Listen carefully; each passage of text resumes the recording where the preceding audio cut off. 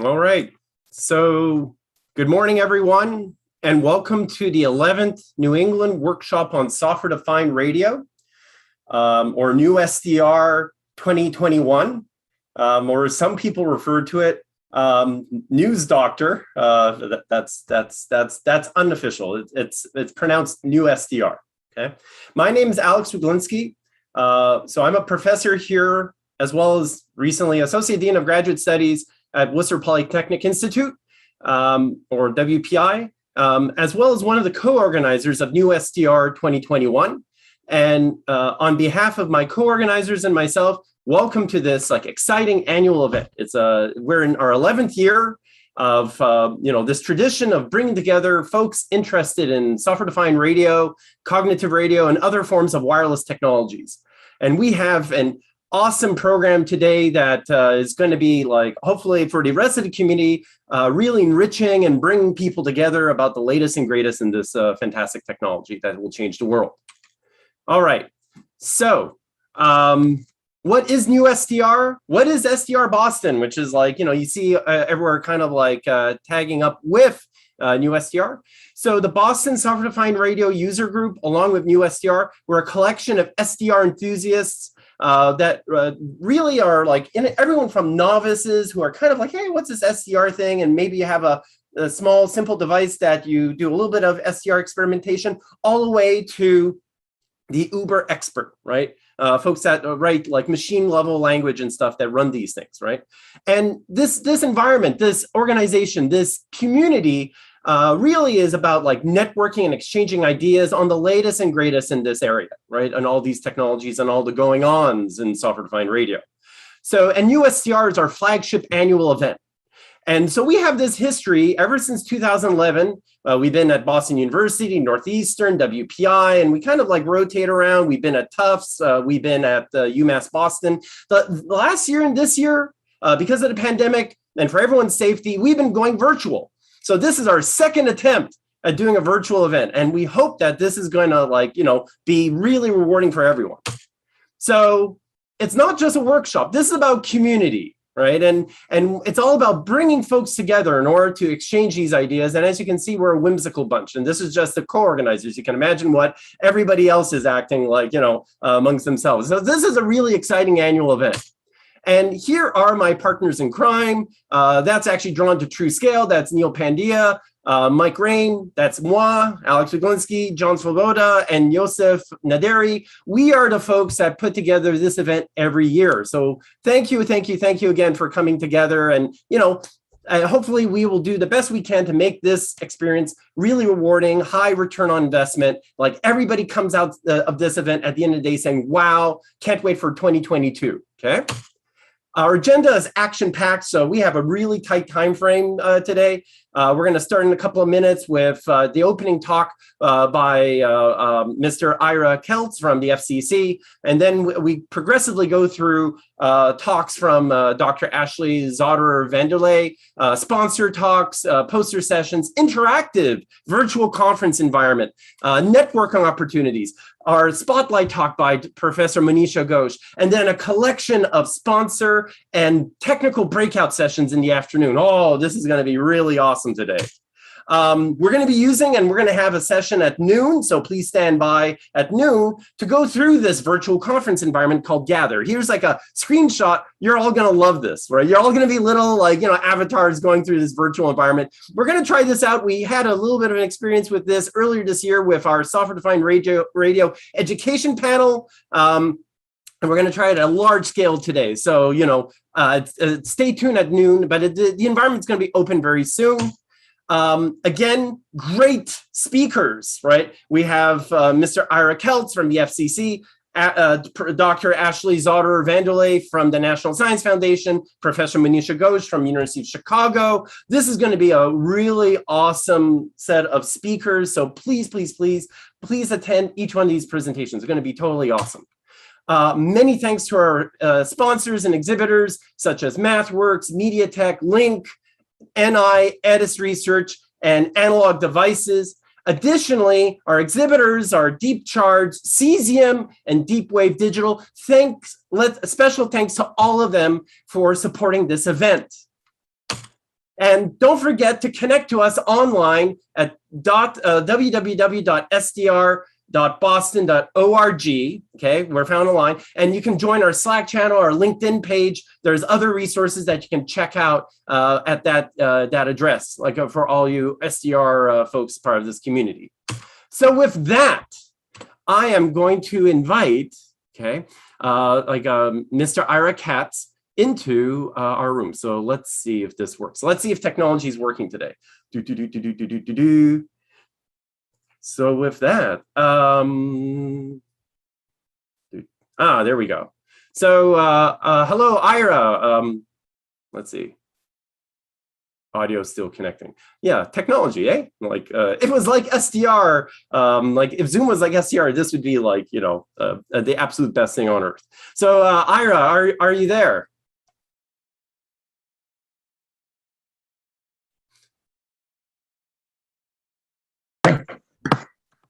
Good morning. Yep, I am here. Well, I got sound, I think. Oh, excellent. Yep, we can hear you. So everyone, just a quick introduction. So a bit of a background on Mr. Ira Katz. So he is a deputy chief of the FCC's Office of Engineering and Technology, and his mission his mission and responsibilities are developing national spectrum policies for the United States telecommunications industry, and he brings 25 years of experience to the FCC, spanning 2 separate stints. So with that, let us warmly welcome Mr. Ira Keltz. Thank you. I wish I could get the video going, but I can't. Let's see if this will work. I am trying to share my screen. Did that come up? Yep, that's showing. Great. Awesome. So at least something's working. So, well, anyway, so good morning, and I'm honored to be here, at least virtually this morning, representing the FCC at the New England Workshop on Software-Defined Radio. Looks like quite the day is planned and a lineup of great speakers and sessions, so I hope I can do some justice to kicking it off.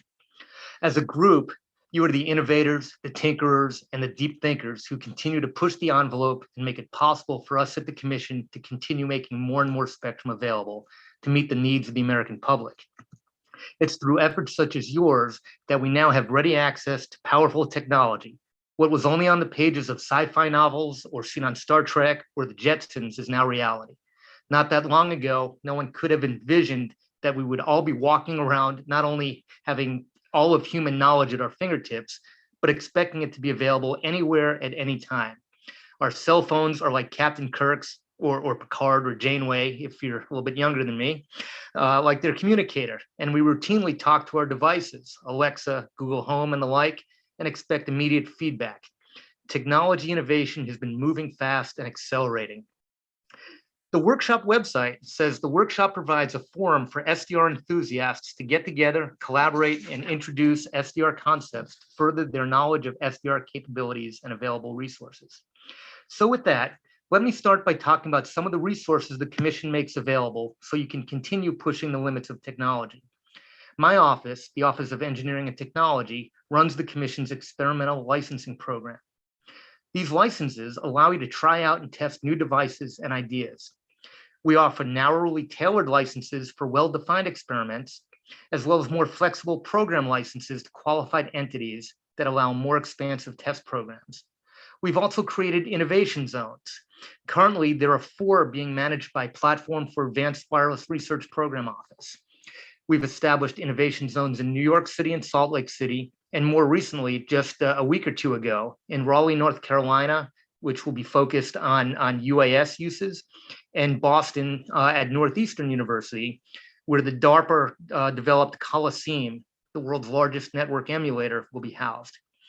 These innovation zones will enable large-scale outdoor experimentation in specified frequency bands to test new devices and network concepts. Currently, only the Powder platform in Salt Lake City, which I see as the focus of some sessions later today, is operational, and it makes extensive use of SDRs to provide experimenters with flexibility to test a wide range of concepts. I hope that you have an opportunity to take part in some of that. We're also excited about the NSF-initiated and funded Spectrum Innovation Initiative. The FCC, along with NTIA and NSF, NTIA, who's the spectrum regulator for federal agencies, and NSF, we signed a memorandum of agreement to work together on this initiative. Dr. Vanderlei, who speaks next, has been instrumental in getting this program off the ground, so I don't want to steal her thunder. So I'll just say that we at the FCC are hopeful that this project creates a better avenue for information exchange between us and you, the research community, so we have better insight and information to do our jobs. As I'm sure you know, the Commission has been focused lately on making sure new 5G networks can roll out successfully to keep the US a world leader in technological development. Acting Chairwoman Rosenworcel is focused on ensuring that we continue to make spectrum available for broadband networks and 5G. We've all felt the impact over the last year and a half of having broadband available as we've relied on that access for work, school, connecting with friends and family, and like today, attending conferences. It's become instrumental in our lives. And 5G, it's tailor-made for SDR with features like network slicing, network function virtualization, and coupling that with artificial intelligence and machine learning. 5G SDRs can be powerful enablers of new applications. It's, I think, a real exciting field to see where that all goes. And speaking of 5G, it brings me back to spectrum. As we know, spectrum is the backbone of our wireless networks. Current demand for bandwidth is driving unprecedented initiatives to provide more spectrum than we've seen plenty of progress. The Commission has implemented flexible rules to encourage more broadband and 5G networks. We've auctioned many bands and made our rules flexible where appropriate. And now we're seeing mobile networks take off in the low band at 6, 7, 8, and 900 megahertz, in the high band at 28, 37, 39, and 47 gigahertz. Bands just a few short years ago, no one could have imagined would be available for mobile use. We're now focused on the mid-band, the sweet spot for coverage and capacity, where the Commission recently auctioned 280 megahertz in the 3.7 gigahertz band, and is scheduled to auction another 100 megahertz at 3.45 gigahertz in October, as well as 190 megahertz in the 2.5 gigahertz band sometime after that. We also have 150 megahertz available in the Citizens Broadband Radio Service, or CBRS, and are looking at additional bands. Now, most of what the commission has auctioned is for exclusive spectrum licenses over a variety of geographic areas. It's no secret that these licenses have enabled the nationwide wireless networks we enjoy today. Licensing and exclusivity provide certainty, which stimulates investment so companies can get a return on that investment, but they also have high entry costs. The commission has also been focused on expanding opportunities for more accessible, lower entry barrier, unlicensed and shared spectrum uses. New shared and unlicensed use can often be made available much faster than exclusive use licenses, as there's no need to clear spectrum and relocate users or conduct a lengthy auction. This usage is especially conducive to SDR, as each band and different applications may have different spectrum and sharing requirements. And there's no central control like unlicensed networks. We've seen the tremendous success of Wi-Fi, Bluetooth, and other technologies. Unlicensed use now is pervasive at 2.4 gigahertz and the 5 gigahertz bands. And we're starting to see expanded usage under new rules in 6 gigahertz band, as well as novel uses much higher in the spectrum at 60 gigahertz and bands at 90 gigahertz and above. Ideally, most of these bands would be populated with software-defined radios that enable dynamic spectrum sharing and even cognitive radio, where decision-making would be solely within the radio. It should be obvious to all of you that dynamic access through SDRs adds automation, speed, and intelligence to the once manual process of selecting frequencies to better enable opportunistic use. We're making gains in these areas, and I'm hopeful that the work you are all doing and this workshop can continue that progress. As I said, there's a host of activities currently ongoing at the commission, but I also want to take a step back in time. The commission really started pushing dynamic spectrum access solutions when it conducted its whitespace proceeding. The rules adopted there, for the first time, provided unlicensed devices access to spectrum through a database-enabled spectrum, in near real time. Our initial aim was to have the device sense the spectrum and make its own decisions for available channels, but testing at the time revealed that such technology was not quite ready for prime time. As an aside, you might find it amusing that back in 2008, when my boss came into my office and asked what I thought about the idea of allowing unlicensed use in the TV bands, I told him I thought he was crazy. But as we discussed the possibilities, came into focus, and we eventually adopted rules for the whitespace devices that are operating today. One of my takeaways here, and something we should all remember, is no matter how outlandish something might sound at first, persistence can often overcome obstacles, and we can accomplish great things. If you read my bio, you'll see I went to the University of Michigan. I was there when Bo Schembechler was the football coach, and although recent news about him hasn't been too flattering, he did have a saying that stuck with me.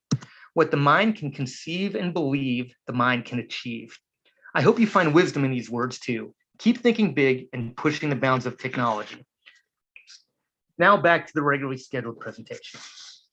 There were many other lessons learned as we developed and implemented white spaces. Primary among them are the elements needed for successful spectrum sharing. First and foremost, proper incentives for all parties involved need to be identified. How will sharing benefit the incumbent user and the new entrant? There needs to be predictability so parties can plan, but there also needs to be flexibility so you can adjust as new lessons are learned. And there needs to be trust and enforcement mechanisms to assure spectrum users that everyone involved will follow the rules. If done right, I think SDRs can make great inroads to enabling spectrum sharing if you keep those principles in mind as you continue to design and program with this new technology. I shouldn't say new, it's been around for a while.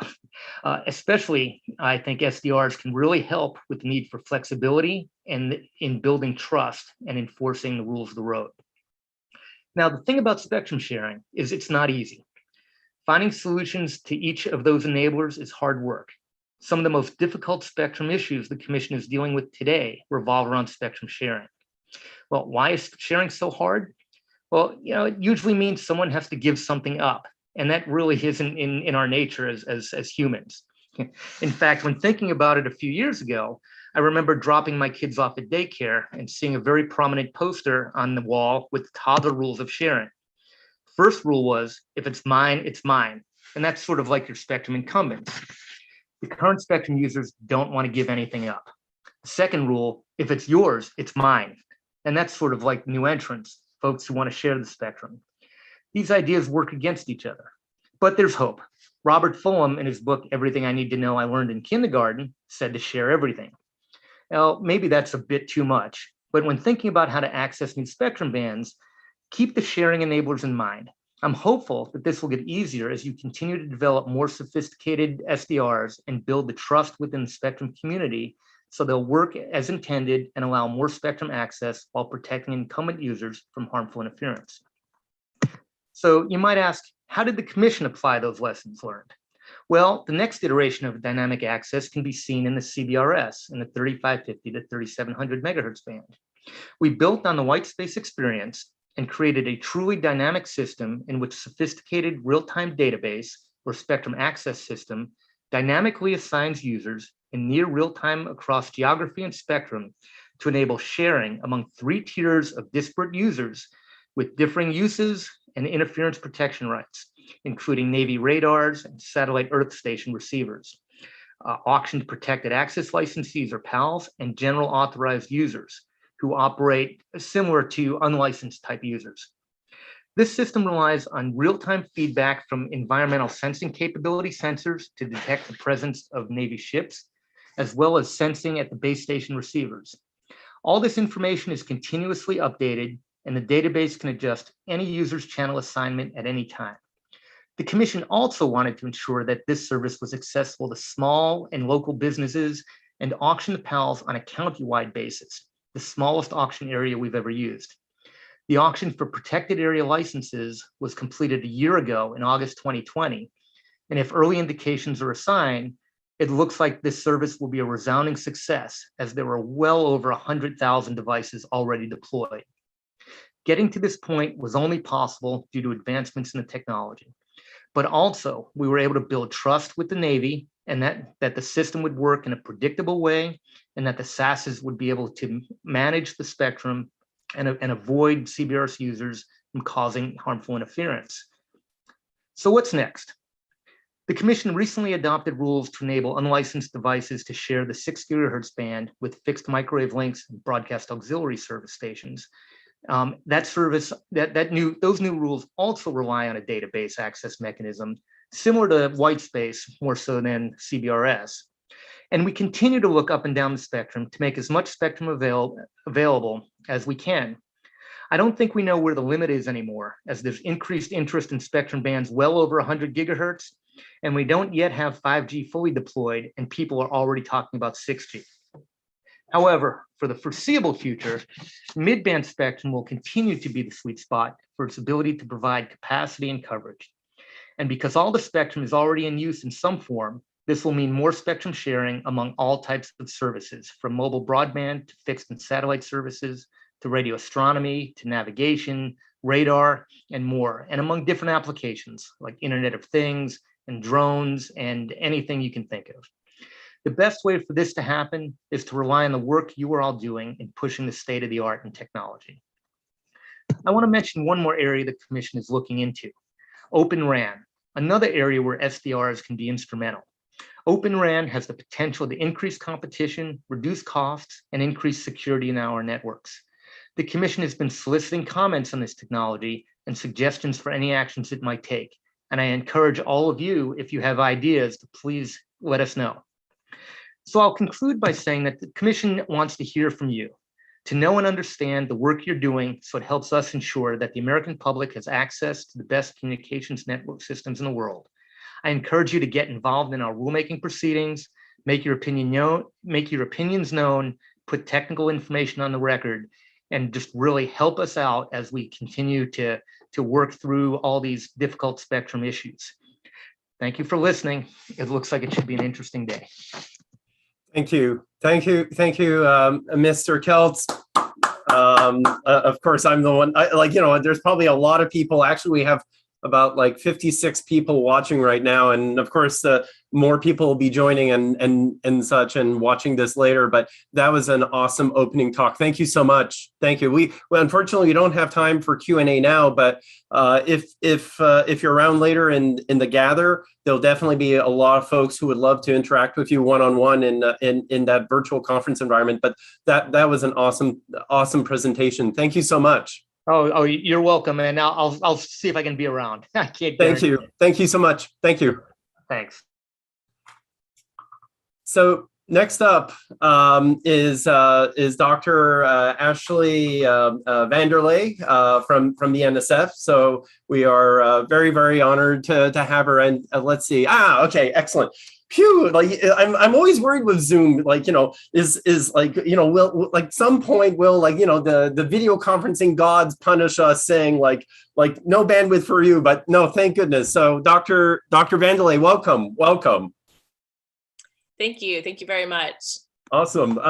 So Dr. Vanderlei is the Senior Advisor for Facilities in the Division of Astronomical Sciences in the Directorate of Mathematical and Physical Sciences at the National Science Foundation.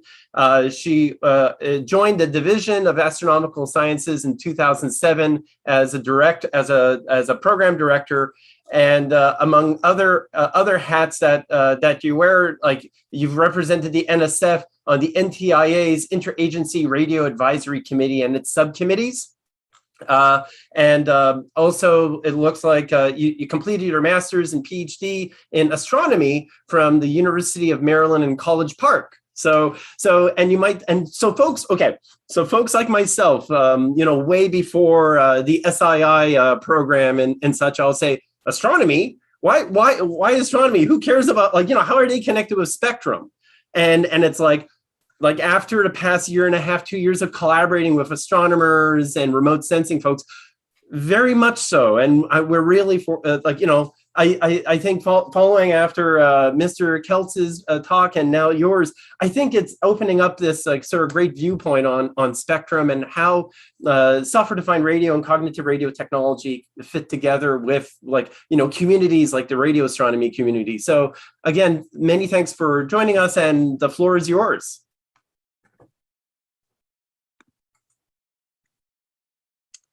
Great. Thank you so much. I really appreciate the invitation virtually. Cambridge and Boston is one of my favorite places in the world, so hopefully we'll be able to meet in person again sometime soon. I wanted to start, as Alex mentioned, so I'm a radio astronomer by training. In this talk, I did want to focus more on spectrum, but wanted to give you a little bit of a flavor of the kinds of things that motivate the research and the reason that spectrum is so important for astronomy. So this is a picture of a galaxy. And it's been known for a long time that almost all galaxies should have black holes in the center. So that's been an active area of research. So I wanted to start with this just kind of basic conclusion, wanted to leave everyone with, that at NSF, we're really looking for collaborative opportunities, across all research areas, industry, and government to find, as Ira talked about, those co-funding opportunities, those ways that we can collaborate with infrastructure research, with that dynamic sharing. And this is where the software-defined radios and kind of open access is so important that all of you are contributing to. I'm looking to pilot geographic zones. The second one is those shared tools and investments, so ways that we can work together towards, for example, cognitive frequency assignments. I'm looking to understand where there's interference and how we can resolve it quickly. And then, very important, I think, to all of us, and especially the NSF, is education and public outreach. So I wanted to start with this image. Again, here we're virtual, so we can't get together over coffee and have a donut. But really, what is this motivation? What is so exciting about this donut that we have Homer Simpson reaching for? And so, again, from Boston and from leadership, this was a worldwide effort a couple of years ago. And you see this donut pictured above the fold.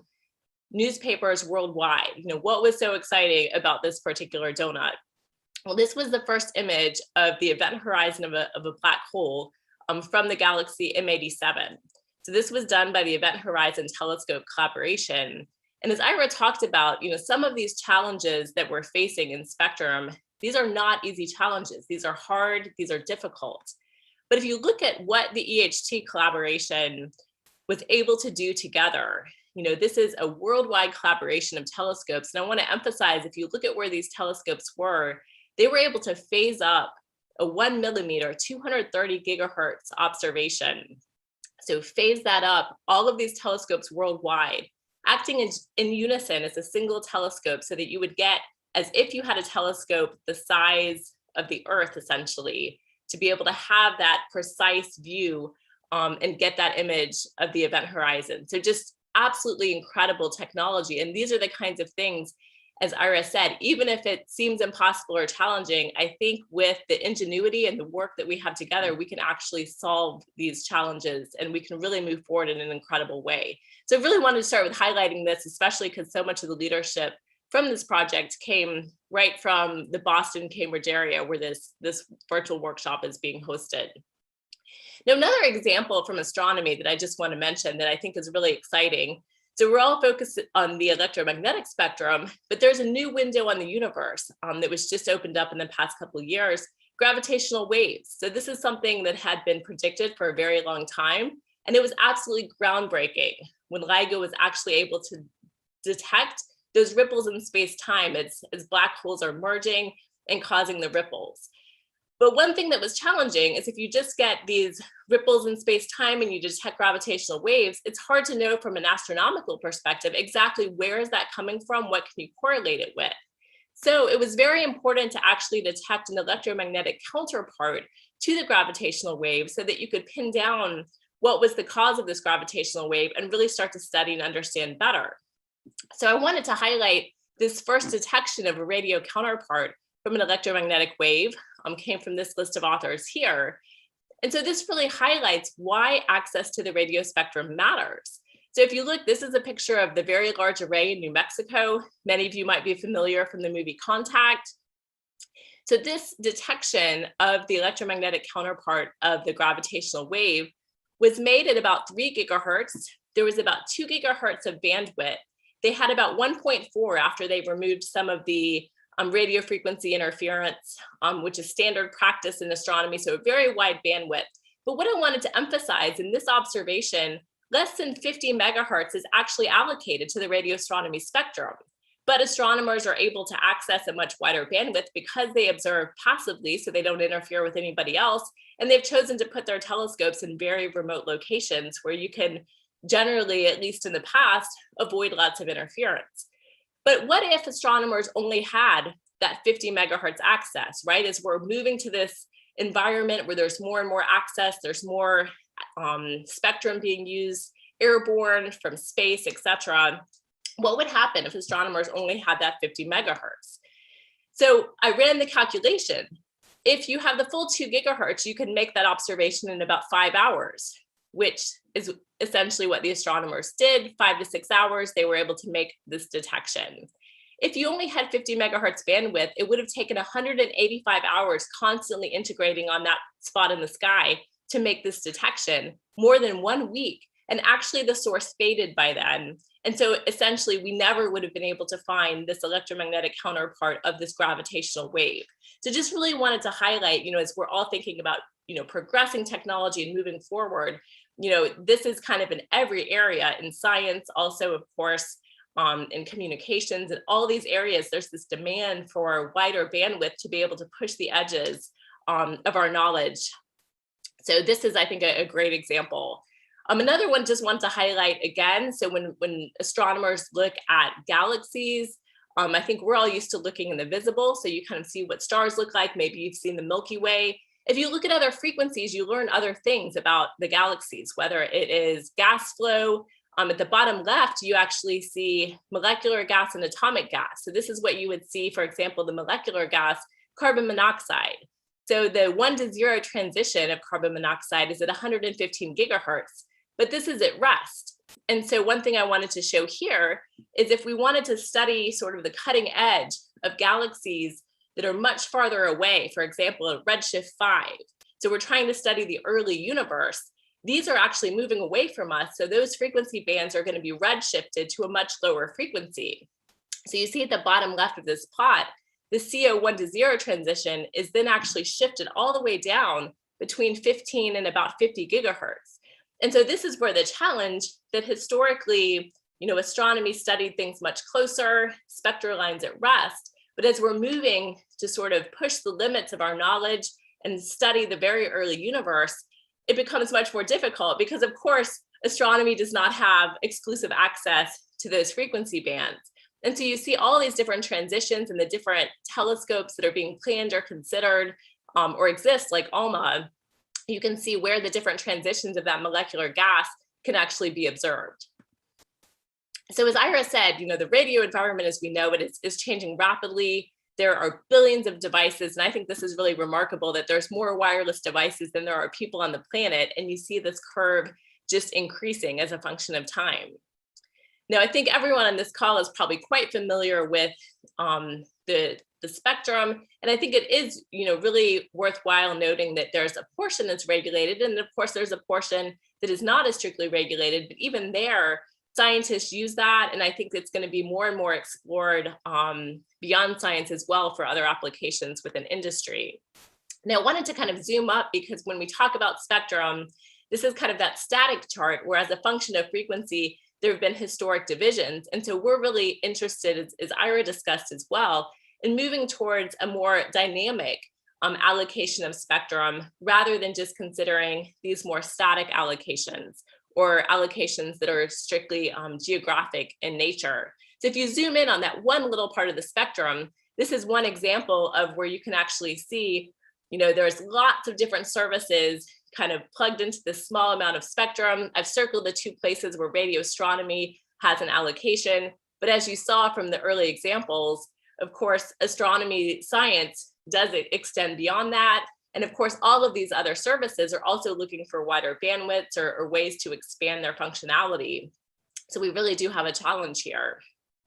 Again, just to highlight that point, below 5 gigahertz, less than about 2% of the spectrum is exclusively allocated to radio astronomy. And that goes back to my early example of if you actually only had that 50 megahertz of the exclusive access for the electromagnetic detection of the gravitational wave, it would not have been possible. And so we really have to think creatively, moving forward decades from now, how do we continue to ensure that we can make those kinds of discoveries, or even new discoveries that might have more stringent requirements at the same time that everybody else is meeting their requirements. So I mentioned, from an astronomy perspective, this is where things have really changed, because it used to be the case that we really were interested in those Doppler, those lines at rest, but lines shift due to redshift. And I wanted to show just one more example of kind of the extremes of how Doppler shift can really impact what frequency things are at. So I mentioned the neutral hydrogen line, which is at about 1400 megahertz. And so one of the areas, again, led a lot by some scientists right there in the Boston area, is the epoch of reionization. So this is actually kind of very, very early universe, trying to understand, after the Big Bang, how did things happen? So at this particular epoch, folks think it's somewhere between 70 megahertz up to about 200 megahertz where you should see the signal. And that's that same H1 line shifted all the way to that frequency. So again, just highlighting the fact that there's incredible science being done, but it really does challenge the model of spectrum management that we have today. There's all kinds of also broadband continuum emission. So if folks are interested in pulsars or fast radio burst, that's an example.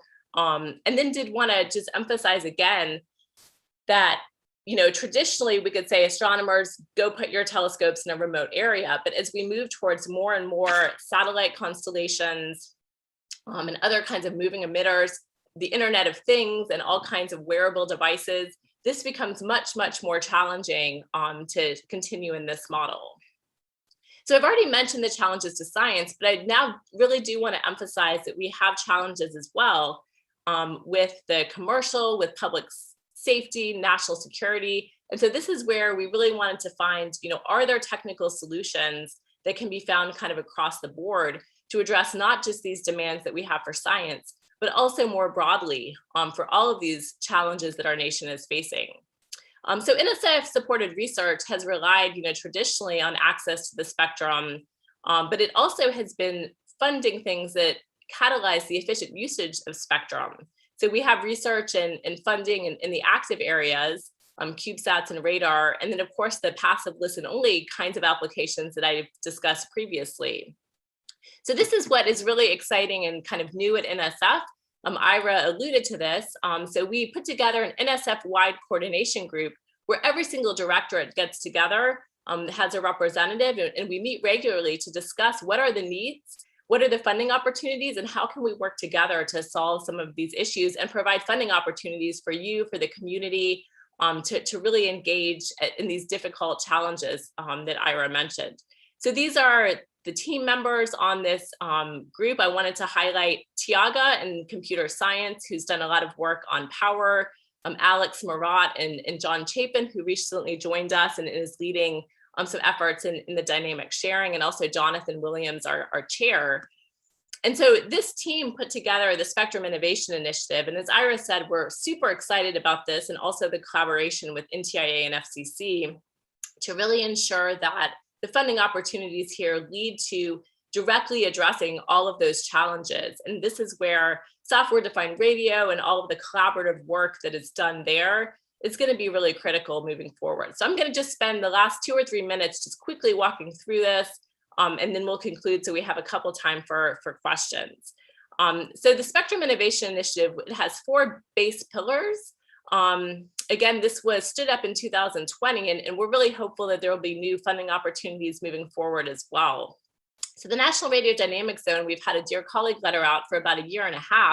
And this is one of the key areas I wanted to highlight because of the connections to the software-defined radio community and the importance of kind of that open access collaboration and the need for very, very quick kind of cognitive machine-to-machine frequency coordination.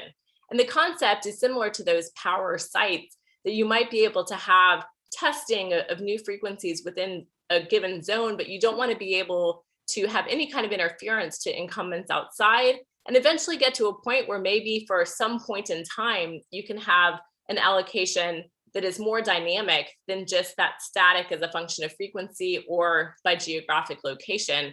So is there a way that we can actually all enhance our mission? But as you can see, this is going to require a huge effort. And so we wanted to actually put more investment towards these pilot geographic zones and the technology that's necessary to lead to that. So this is not going to solve problems in 5 years, but we're trying to think, how do we solve these kinds of issues in 40 or 50 years time?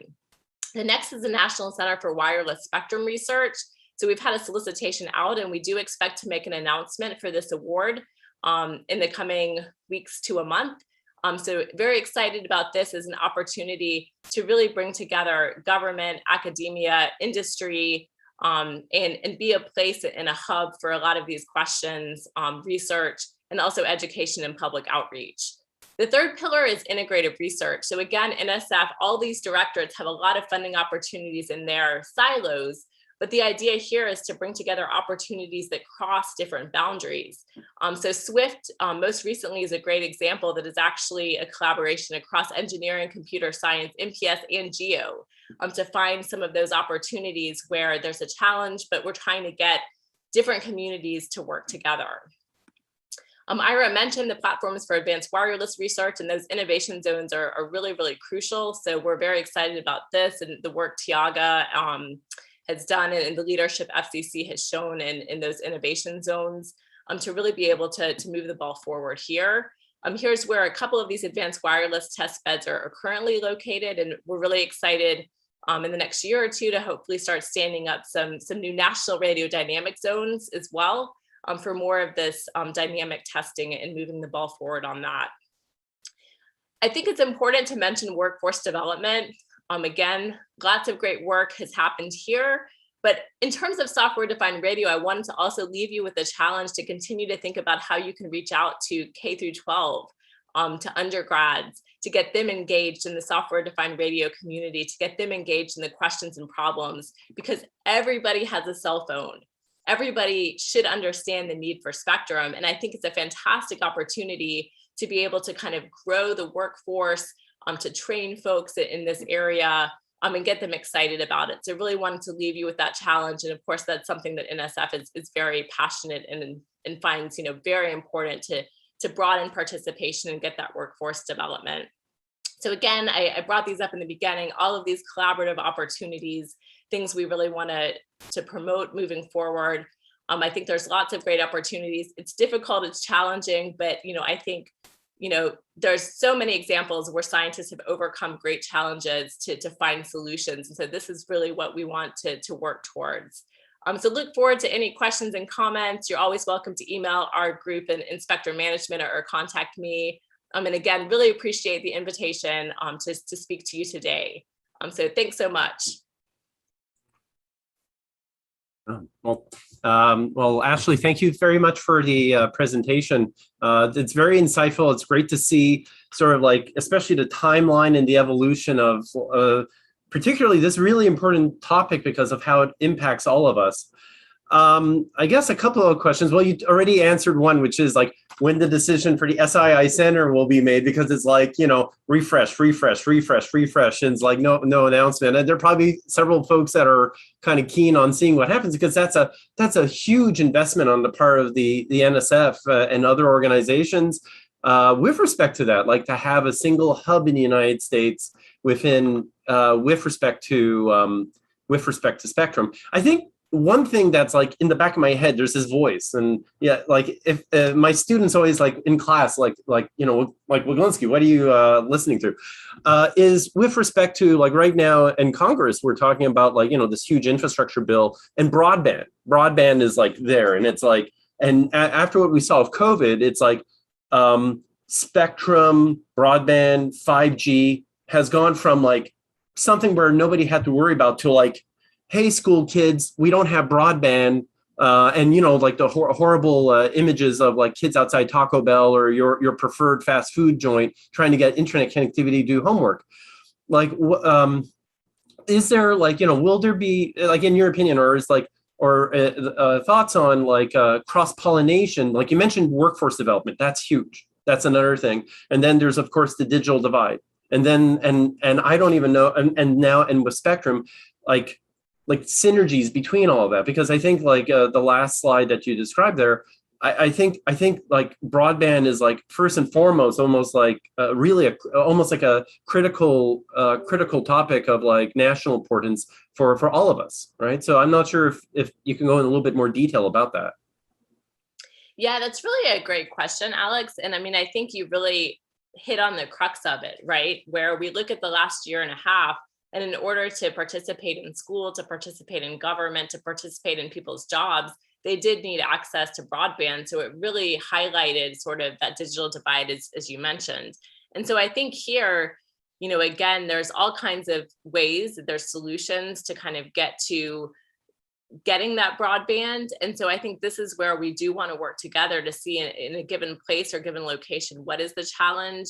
How can we work together? Is this something that it's going to require more kind of cross-pollination of ideas, more cross-pollination, more willingness, as Ira mentioned, to actually consider sharing, to understand each other's needs. And so that's why I appreciate that you all invited me to speak a little bit about astronomy's needs, because we found, in general, folks are very interested in science. And when they hear what the need is, if there's a technical solution, people are very willing to say, okay, let's find that solution. And so I think when it comes to the digital divide and broadband, it's very similar to try to listen to each other, understand, what are the needs, what are the challenges, and then we can try to work towards a solution together. But, as I mentioned, and I think you kind of alluded to as well, we'd really be missing a very important opportunity for education if we just look to provide that service, but we don't use it to educate our students, to educate, the public on, what is spectrum? Why is it that your internet is slow today? Why are you getting this interference? What really would lead to progress? And so, I mean, I think it's, a fantastic opportunity. And, this is something that the US has a long history in. When you look at our park service, for example, where we set aside land where people can go and enjoy, they can enjoy the parks, and then they understand, how certain land is set apart for certain things. And even when you think about dynamic sharing, I think, that things like marathons are a great example where, people are not going to let you just use the roads in New York City for running any time of day, but we set aside, maybe one morning, one day a week where there's a marathon, people can enjoy New York City. And so, if you start to think about spectrum sharing in that way, where, okay, maybe there is one or two special events, such as a public safety or, national security reason that spectrum would need to be used. How can we all work together to reach those goals?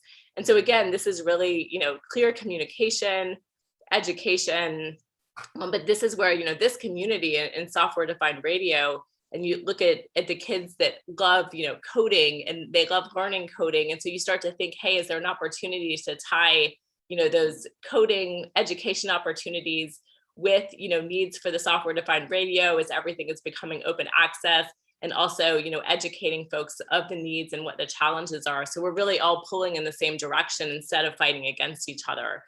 So yeah, it's, I think, a great opportunity. There's several funding opportunities at NSF for, broadening participation in these kinds of workforce development programs. So yeah, if anyone has ideas about this, if you don't see an active solicitation for these kinds of things, please contact me or program officers, and we'd love to point you to opportunities, because, this is truly critical. Yep. Oh, perfect. I mean, that's excellent, because definitely from like K through 12 in particular. First of all, ask them what electrical and computer engineering is, because I think radio astronomy, well, they'll know what astronomy is. Radio astronomy, they might say, like, you listen to radio, and the thing is, I think like outreach to sort of next generation of astronomers, next generation of like innovators, especially with SDR. And SDR, like a lot of the sponsoring companies of this event, and many others, they have like these products that are like relatively inexpensive. Like there are some products that are just like tens of dollars that make it very accessible. And then of course, now using it as an educational tool for things like exploring the stars and understanding the world around us. And so, no, that's really awesome. And then the open and also the accessibility of the population, the community, especially with edu. I think there's a lot of folks like including myself, we do some research, but we also do a lot of educational activities about the next generation of folks who will continue to advance. And I think when we reach 6G, that spectrum coexistence is going to be a big issue. I think we do have one more quick question, but that's along the same lines. Do you see any potential for joint astronomy and engineering collaboration activities? Maybe not, like, obviously there's SWIFT and there's, well, the SII Center, I think it's so far officially it's just one solicitation. There's it's uncertain if there's going to be like a second one or anything like that nature.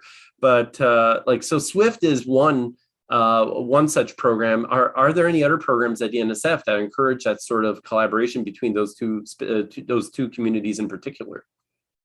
Yeah, absolutely. So the Dear Colleague letters that we had as part of the Spectrum Innovation Initiative did expire in July 1st. And so our team is looking very hard at sort of the inputs that we received and the proposals, especially in the area of the National Radio Dynamic Zone, which I mentioned. So Dr. John Chapin has joined us. He has a great background in dynamic sharing.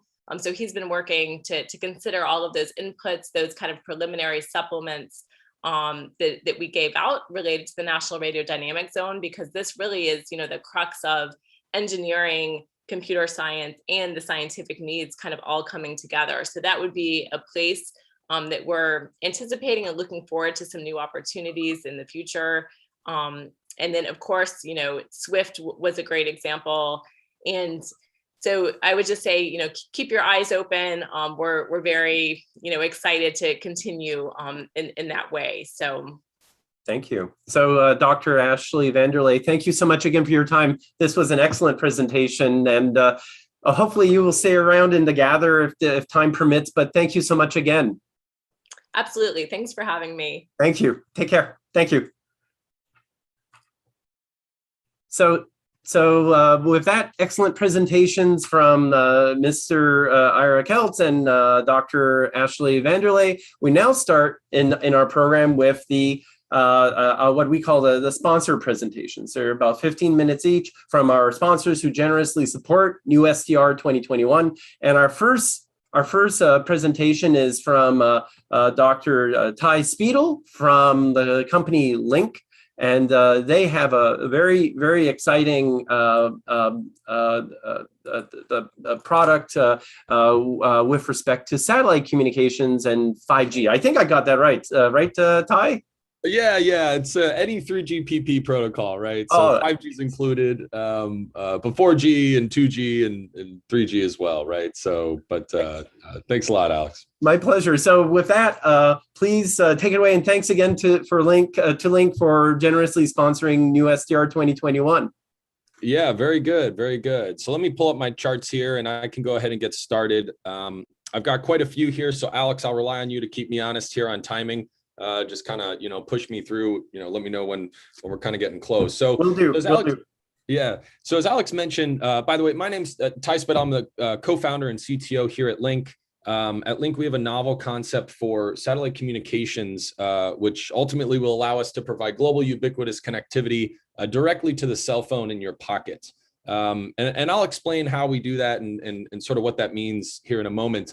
But, and I think, Ashley's discussion, I was just on the YouTube channel listening to Ashley's presentation and some of Alex, your questions to her and sort of noting the digital divide and connectivity issues that still persist today, even with the wonderful cellular technologies and satellite technologies that exist. And, so shown here are some examples of, I think everyone here can relate to the pain of being disconnected. You've got this, Ashley said, everyone's got a phone in their pocket, right? And it's so true. And this is like the center of our lives these days. And gosh darn it, if it doesn't work and it's not connected, then that it's a source of pain. And so being connected all the time is a very important thing. And so here in, the United States, where we have generally good connectivity in the urban and the suburban environments, that pain is even more awful when you're out in a rural environment and there is no connectivity and you're just so used to it. And then in other places in the world, cellular connectivity is still quite poor, even in some urban and suburban environments, and certainly rural environments. And to provide those folks with connectivity is a very meaningful tool to their education and their way of life and how they live and honestly how their economy operates. And so, shown here are some sort of, fun examples, when you're boating, you're hiking, or you're, fishing or whatever, and you lose disconnectivity. And we're trying to solve that problem, bridge that digital divide, not just for the developing world, but, the developed world as well. Hopefully to make the entire world a developed world. And it's not just so much also, having connectivity where it doesn't exist today, but also staying connected no matter what happens, right? So we have a problem here in the US in a variety of locations, California, that's, forest fires, Florida with hurricanes. And this is no exception to other locations around the world, tsunamis and flooding. And it knocks out cellular infrastructure. It knocks out power infrastructure. It knocks out everything that you need to provide connectivity services that ultimately save people's lives in scenarios like this. And so this is one of the problems that we're trying to solve here too, with ultimately a satellite constellation of small satellites that are designed to provide affordable cellular coverage everywhere on the planet. And so shown here on the left is kind of your classic paradigm, right? Where we have these cell towers sort of populated around the planet or, within our country, and they provide a limited amount of geographic coverage. But they're very popular. They're very cost effective. These phones are very popular. And, basically everyone has these handsets. But if you operate outside of the terrestrial connectivity fabric, they don't work. And so if you want a global connectivity solution today, you have to buy a separate satellite phone, and you have to buy a separate user terminal, or, and it typically costs money in terms of hardware, and it costs money in terms of this additional subscription that you have to pay for in addition to the subscription you have with your existing phone. And we think we think that there's a way to leverage these wonderful smartphone technologies and make satellites compatible with them directly to enable their connectivity seamlessly around the planet. And so that's what we're doing here. So we've come up with this concept where we can take, virtualized, and the way that we do this is leveraging software-defined networks and software-defined radio to implement, virtualized modifications to typical cellular base station software stacks, LTE, GSM, or 5G base station stacks, network stacks, where you modify them to handle the Doppler shift and the delay that the protocols aren't designed to handle in the terrestrial environment, but do so in a way that the handset stays exactly the same. There's no modification to the handset, hardware or software, and effectively the handset roams from the terrestrial network onto a satellite network, keeping you connected at all times, no matter where you are. And the intent is to sell this as effectively, we're like a cell tower roaming company. So, we would all keep our subscriptions with our existing providers, whether it's, T-Mobile or Verizon or AT&T, or if you live abroad, one of the other MNOs operating in your region, and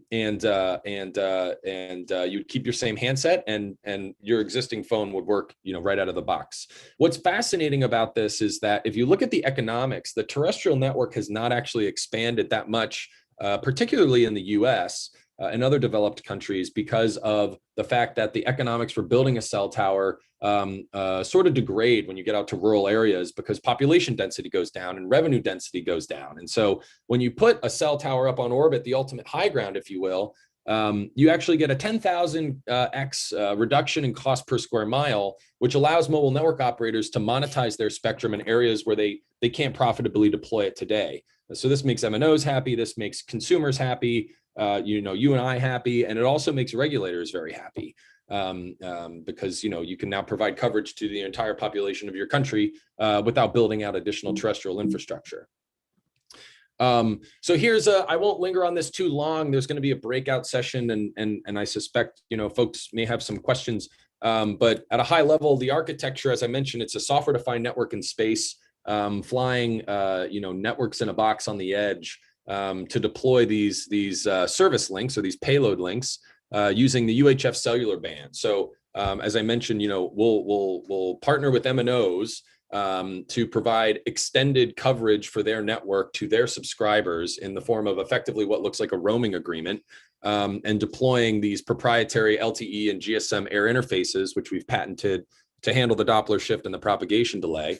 And then, implementing all the inter-satellite links and feeder links needed to connect a seamless mesh network, in some ways you could think of it, in orbit, to create seamless connectivity between the terrestrial network on the ground and then all of the folks that are operating outside of that terrestrial network, whether they live there or they just happen to go there, day to day. We've been, we have a lot of fun here at Link. We take a different approach to satellite space segment development and really development of a lot of hardware and software, and leveraging what we call these rapid do learn loops for continuous development and test, and then ultimately deployment of this satellite direct to handset technology. So here's kind of a notional roadmap of the company, and I'm going to kind of dive into this portion here. This is sort of where we're at.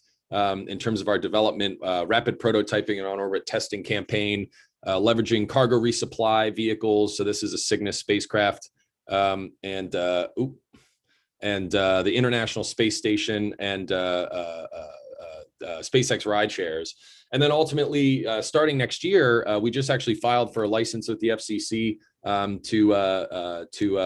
get a license for our initial commercial service, which will deploy in 2022, and then move into a continuous commercial service regime in 2023 and 2024, continuously launching satellites and also improving them along the way.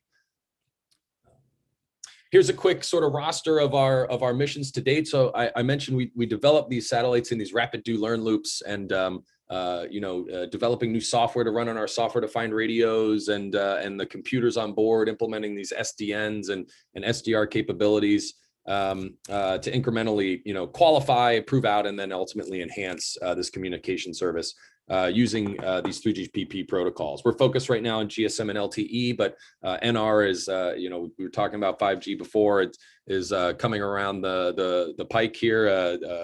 Most handsets speak GSM and LTE still these days. So when NR becomes more prominent, we'll roll out those services as well.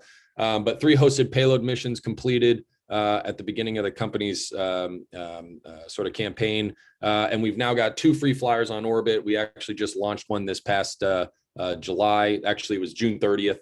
And then we've got another one going up in December, and then another one going up in March of next year. And I've got some photos of some of the hardware. So we come from very humble beginnings. By the way, that's about six spacecraft, unique spacecraft launched within a time frame of 3 years exactly. So 2 satellites a year, about one every 6 months, with a very small team. And there aren't many space companies that do that. So here's our first payload. This one rode on the Cygnus spacecraft shown here on the right. Kind of looks like a soda can. That's a cargo resupply vehicle to the space station. And our box here is, comprised of this little box with the red button on it. Has a bunch of electronics and all the single board computers and software defined radios we need to implement the network. And then an antenna in that little box up at the top with a little plastic on it. We iterated on the design and kind of formed it down to fit into one little smaller box, made it a little bit more economical for us on our second mission, improving some of the communication elements. We flew this. So this one launched in December, and we flew this in summer of 2019. Third one, a very similar design to the second box. Shown here on the right are Christina Koch and Jessica Meir, who are some people may not know, but fairly famous astronauts. Christina Koch has, I believe, second to Scott Kelly, the most number of days flown in space as far as American astronauts go. She almost beat him, in fact. But there she is. She assembled our box up at the International Space Station, shown down there at the bottom, was sort of critical to completing that mission. Is kind of fun. After our third hosted payload mission, we moved to a free flyer. This is a nanosatellite design, so we had to take into account additional elements that you don't get outside of a hosted payload mission, such as power generation. So it's got solar cells to power batteries and store energy, as well as attitude control to keep the satellite pointed in the right direction so that we can do our testing. This has been on orbit now for over a year, and it's still doing very well. It's alive and healthy and happy, and we continue to test with it. In between the launch of that satellite and the launch of our most recent satellite this summer, we went through a bit of during COVID, we took some time to go through an entire office redesign, enhance our capabilities here in-house for environmental tests, kind of shown up here on the right, or some thermotron capabilities, 3D printers, and some vacuum chambers. A lot of testing with flat sats in our lab, shown down here on the bottom and the right. This is Hector and Zach up here on the left, looking at a chassis mock-up for the satellite that we just launched this summer. And we completely redesigned the satellite. We went from a nano satellite form factor to a micro satellite to increase power generation and also other elements of performance on the communication system, like antenna directivity. And I can't show you a picture of that satellite hardware like I did for the others, but I can show you this. This is a video of us getting launched or deployed off of the SpaceX Transporter 2 mission in June of this past year, or of this year. And you can kind of see there's this is the Sherpa vehicle, which is operated by a company called Spaceflight Services. And we are this kind of pizza box looking thing on the end. So I know I'm close on time here, so I'm almost done. One last thing, one of the cool things, we get to go out in the middle of nowhere and test these satellites. As I mentioned, we're trying to connect, or create connectivity solutions outside of his existing terrestrial coverage.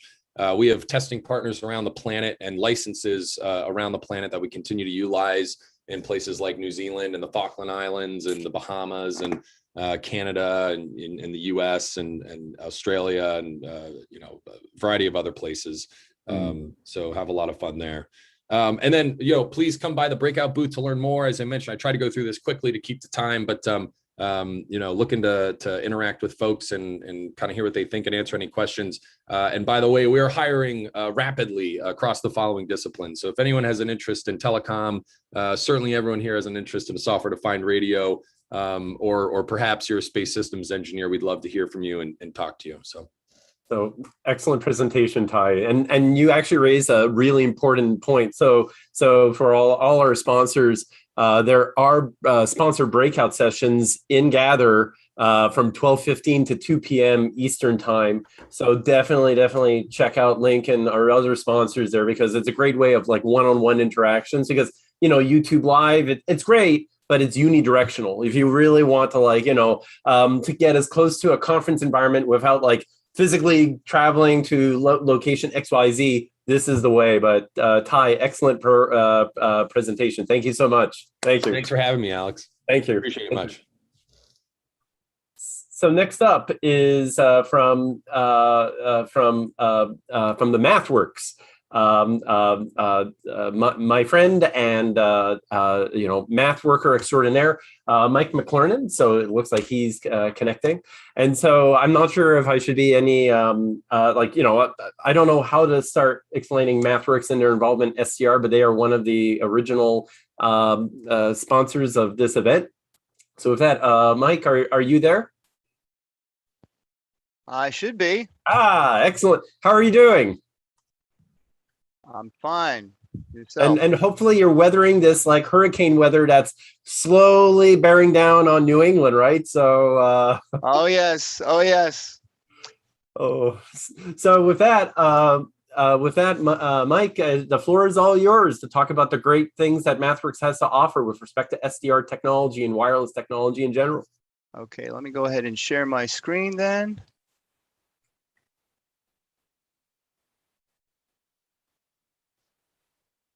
We're all good? Yep, we're rocking. Okay. Well, first off, thank you. It is a delight to be here. I'm here to represent MathWorks. We've been a part of this conference now pretty much from its inception, so over a decade, and it is a privilege and a delight to be sharing with you today. So let's just get right into a little bit about MathWorks. So first off, the company spans the globe. There's a picture of our headquarters in Natick, Massachusetts. We've been in existence for over 35 years. We make MATLAB and Simulink, which no doubt you have heard of. Our mantra, we want to accelerate the pace of discovery, innovation, development, and learning in both engineering and science. This is something that we are very, very proud of. MathWorks tools have been used to help with major efforts in education, in engineering, and in science. You heard a little bit ago Ashley talk about the LIGOS project. MathWorks tools were integrally involved in helping to find those gravity waves. MathWorks tools have been used in a lot of research and development with the fight against COVID. So that's something that is all very near and dear to our own hearts personally, with our families. So MathWorks is very involved in that fight. We have offices that span the globe. We have 5 million users of MATLAB worldwide, and that's a lot of people. I often find that when I travel and I find that someone is an engineer or a scientist, I'll ask them about MATLAB, and we generally have a marvelous discussion about their usage of it. So we have a real mission to serve education. Ashley talked earlier about education. MathWorks tools are in 6,500 universities worldwide. We won't rest, really, until MathWorks tools are being used truly all over the globe in every engineering and scientific school on the planet.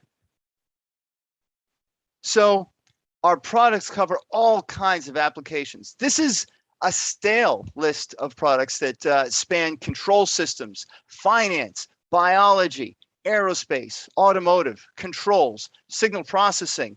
It's dizzying. No one individual can be conversant about all these products. But a little bit closer to home, there are products in signal processing. And earlier this spring, we released a radar toolbox for any radar engineers who might be in the audience. In the wireless world, in the spring, we released a satellite communications toolbox. So Ty, let's make sure we talk later today. We work with RF and mixed signal, and also with FPGA and system on chip development. So you can take a project from concept all the way to hardware. And in fact, in 20B, in the last year, we have developed a deep learning HDL toolbox because we recognize AI is everywhere, and we have to help people from every stage of the development arena, from concept all the way to deployment in the world of AI. Happy to talk to anyone about that later today.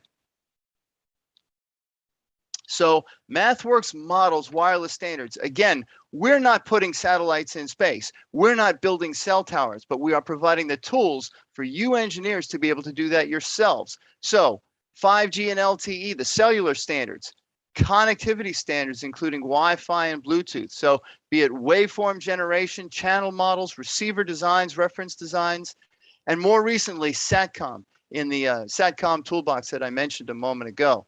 So we are committed to modeling as many standards-based signals as we possibly can. We've covered a lot of ground. We don't pretend to know that we've covered it all. Love to hear from all of you about what standards are near and dear to your heart so that you can tell us what you need from us.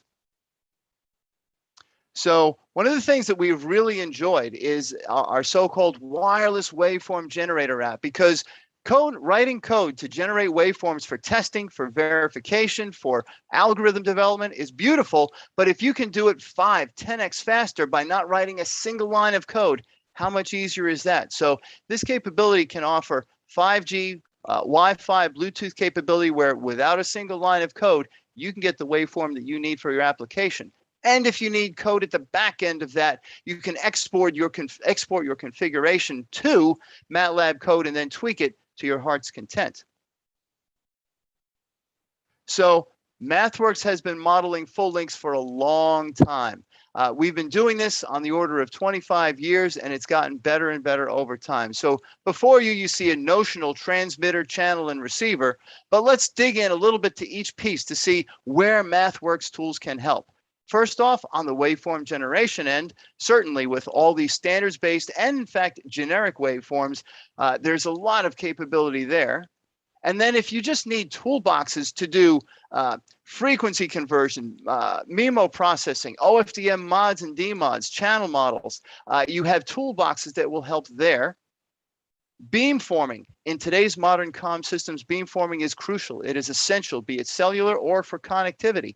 So there are tools to enable beamforming with many, many different algorithms to maximize signal energy or eliminate interference. Antenna modeling. One of the beautiful things about the antenna modeling capabilities that MathWorks can provide is that you can take a picture of your antenna, run it through the analysis, and then you can get all kinds of pattern information, current impedance information just from that photograph. If you were going to model a comm system, you've got to be able to model RF and channel impairments. MathWorks supports a very wide array of channel modeling capabilities for both the propagation environment and in the RF electronic hardware.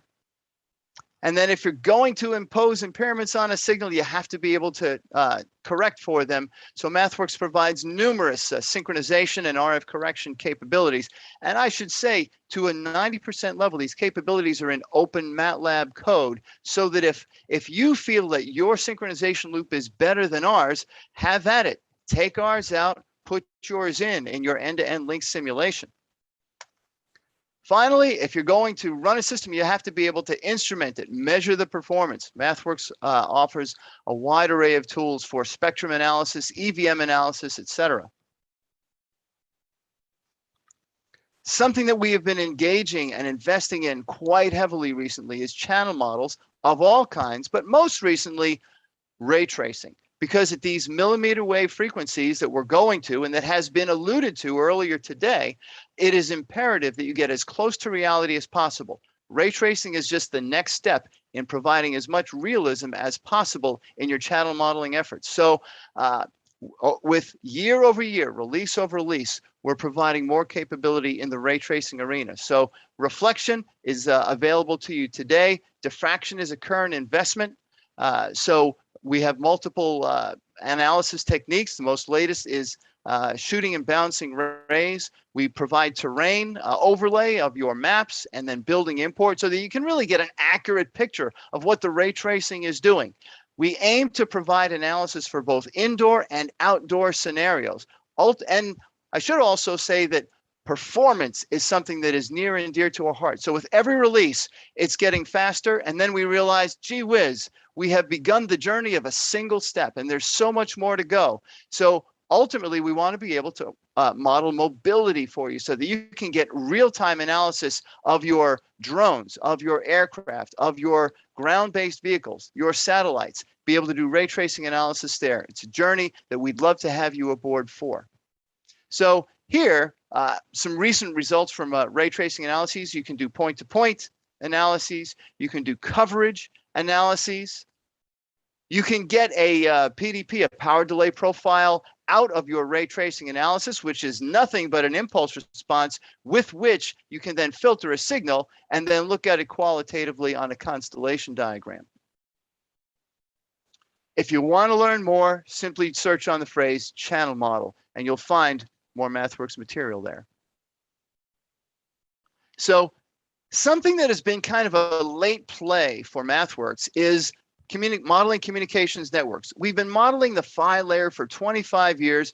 There's plenty more to do, but we realize a lot of the action is at layers above the PHY. And so our strategy has been thus far, well, we model numerous standards-based systems. And so we're just going to start modeling the MAC and above for those systems. So our standards-based products, which include 5G right here, offer examples that do a variety of operations at the scheduling, the network layer. And so we want to continue to do that to enable system level modeling, because it's not just point to point, one receiver and one transmitter. You're talking about modeling networks. And so MathWorks is desiring to play much more in that game. So you see examples for 5G. You see examples for Wi-Fi 802.11.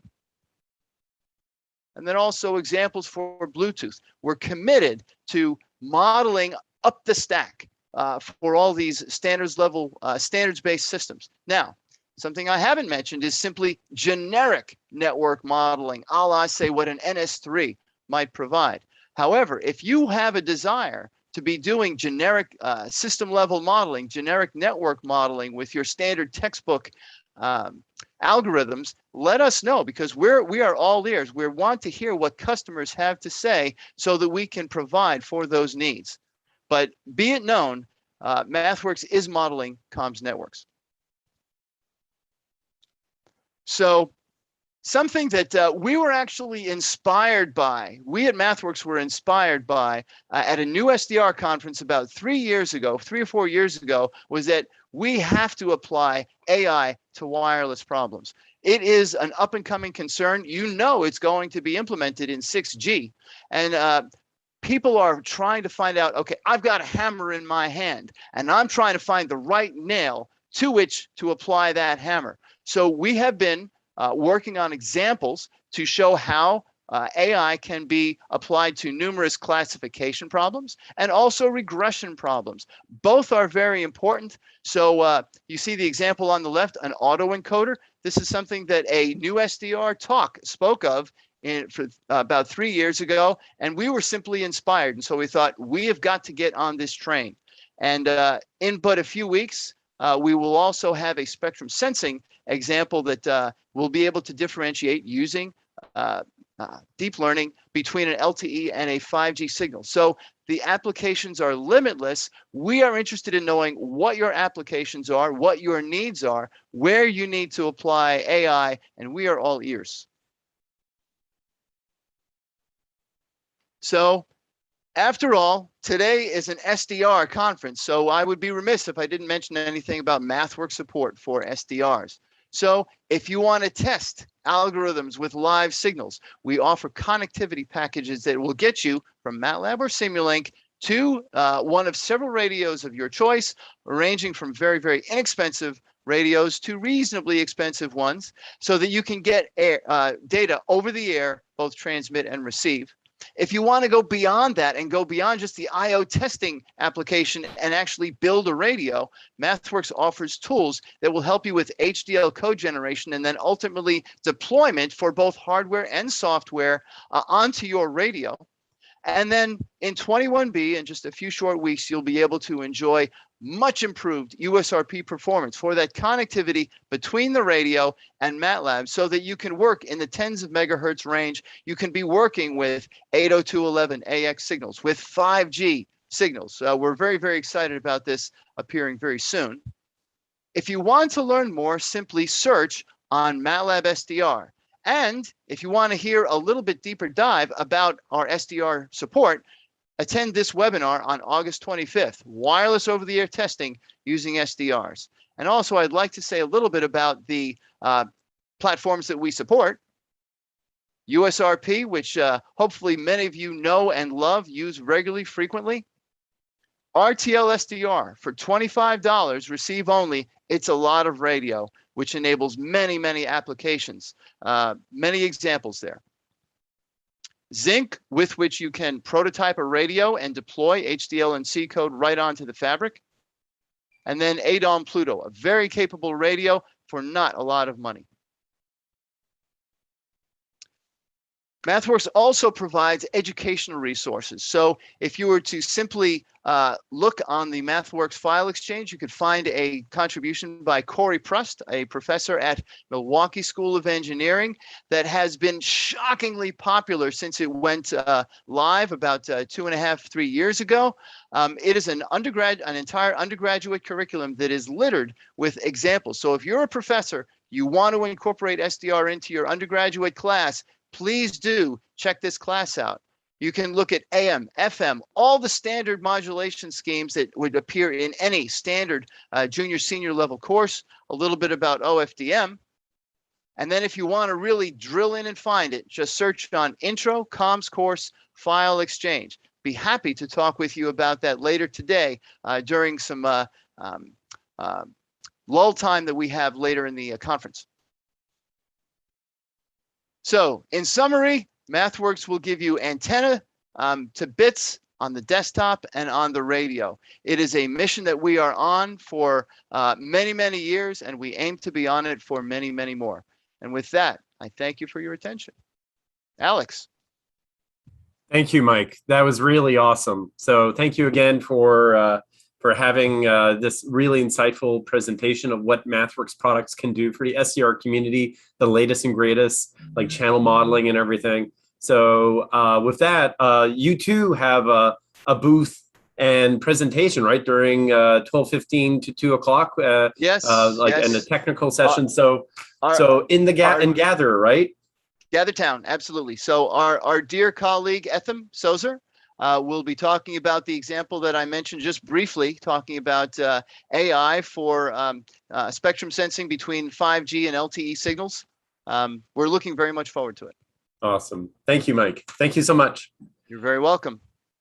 So that was MathWorks, folks. And again, it's just like we're just covering all these great sponsors and the latest and greatest and goings-ons in wireless technology and software-defined radio technology. Next up is Henry Cox from MediaTek, and they have a lot of great stuff going on over there in terms of the latest in cellular technology, and they've also been a sponsor over the last several SDRs with respect new SDRs. And with that, I think Henry, are you there? I think you're on mute. Maybe. Unmute. Excellent. How are you doing? I can't complain, or I can always complain. It's pouring rain, but okay. So I'm not sure if you have slides to share though. So hopefully that's the thing. Let's see if this video conferencing technology works. But it's great to have MediaTek here and share with us the latest going-ons at your company, and the floor is yours. So please take it away. Looks like on YouTube that MathWorks is still going. Am I wrong? There's a quirky thing about streaming from Zoom to YouTube, which is there's about a 30-second latency. Oh, there we go. Okay, so I'll just start. So the first question is going to be, can you see my slide? And that's a check. Yep. Okay, and hopefully you see the slide, not the presenter view. Yeah. Yep. I see the slide. Oh, excellent. Looks great. Okay, so yeah, nobody is more surprised than me. Okay, so I guess I'll just start. So my name is Henry Cox. I work for MediaTek, which is a company that you may or may not have heard of. If you've been at the SDR in the past, then you may have heard of us. If you haven't heard, it's the world's fourth largest fabless semiconductor company. That translates to about $11 billion US revenue last year in 2020. And of that, roughly 60% is coming from mobile phones, and the vast majority of that from smartphones. If you were here last year and you were paying attention, you would have heard me say that the revenue was about 8 billion in 2019. So the company is growing pretty well, especially in all of its market segments, as it turns out. There are about 17,000 employees worldwide, of which there's 600 or 700-ish in the US and about 150 in Massachusetts. Of course, it's a pandemic, so none of us are actually in the office, but we're in the area. At this site, at the Massachusetts site, we do a bunch of things, including the compiler and toolchain for the DSPs that are going into the modem products, as well as a domain-specific language for software-defined radio development. Various projects related to simulation of the SDR systems, basically the DSPs. And there's also a substantial team doing analog mixed signal design. I'm in the modem team, basically, so my presentation is more focused on that, which is what I know more about. But you can ask questions, or I can find somebody who knows more than me if you're really curious. Again, you almost certainly own MediaTek products, even if you don't know that you own them. So, for example, if you have an Amazon device, Echo or what have you, for sure you've got some MediaTek chips inside. If you have a digital TV, you would work very hard to avoid a MediaTek chipset in a digital television. If you bought your phone basically outside of North America, there's an excellent chance that you'll have a MediaTek SoC in it. And of course, you could buy them in the US too if you try. That's becoming easier and easier, the marketing guys tell me. So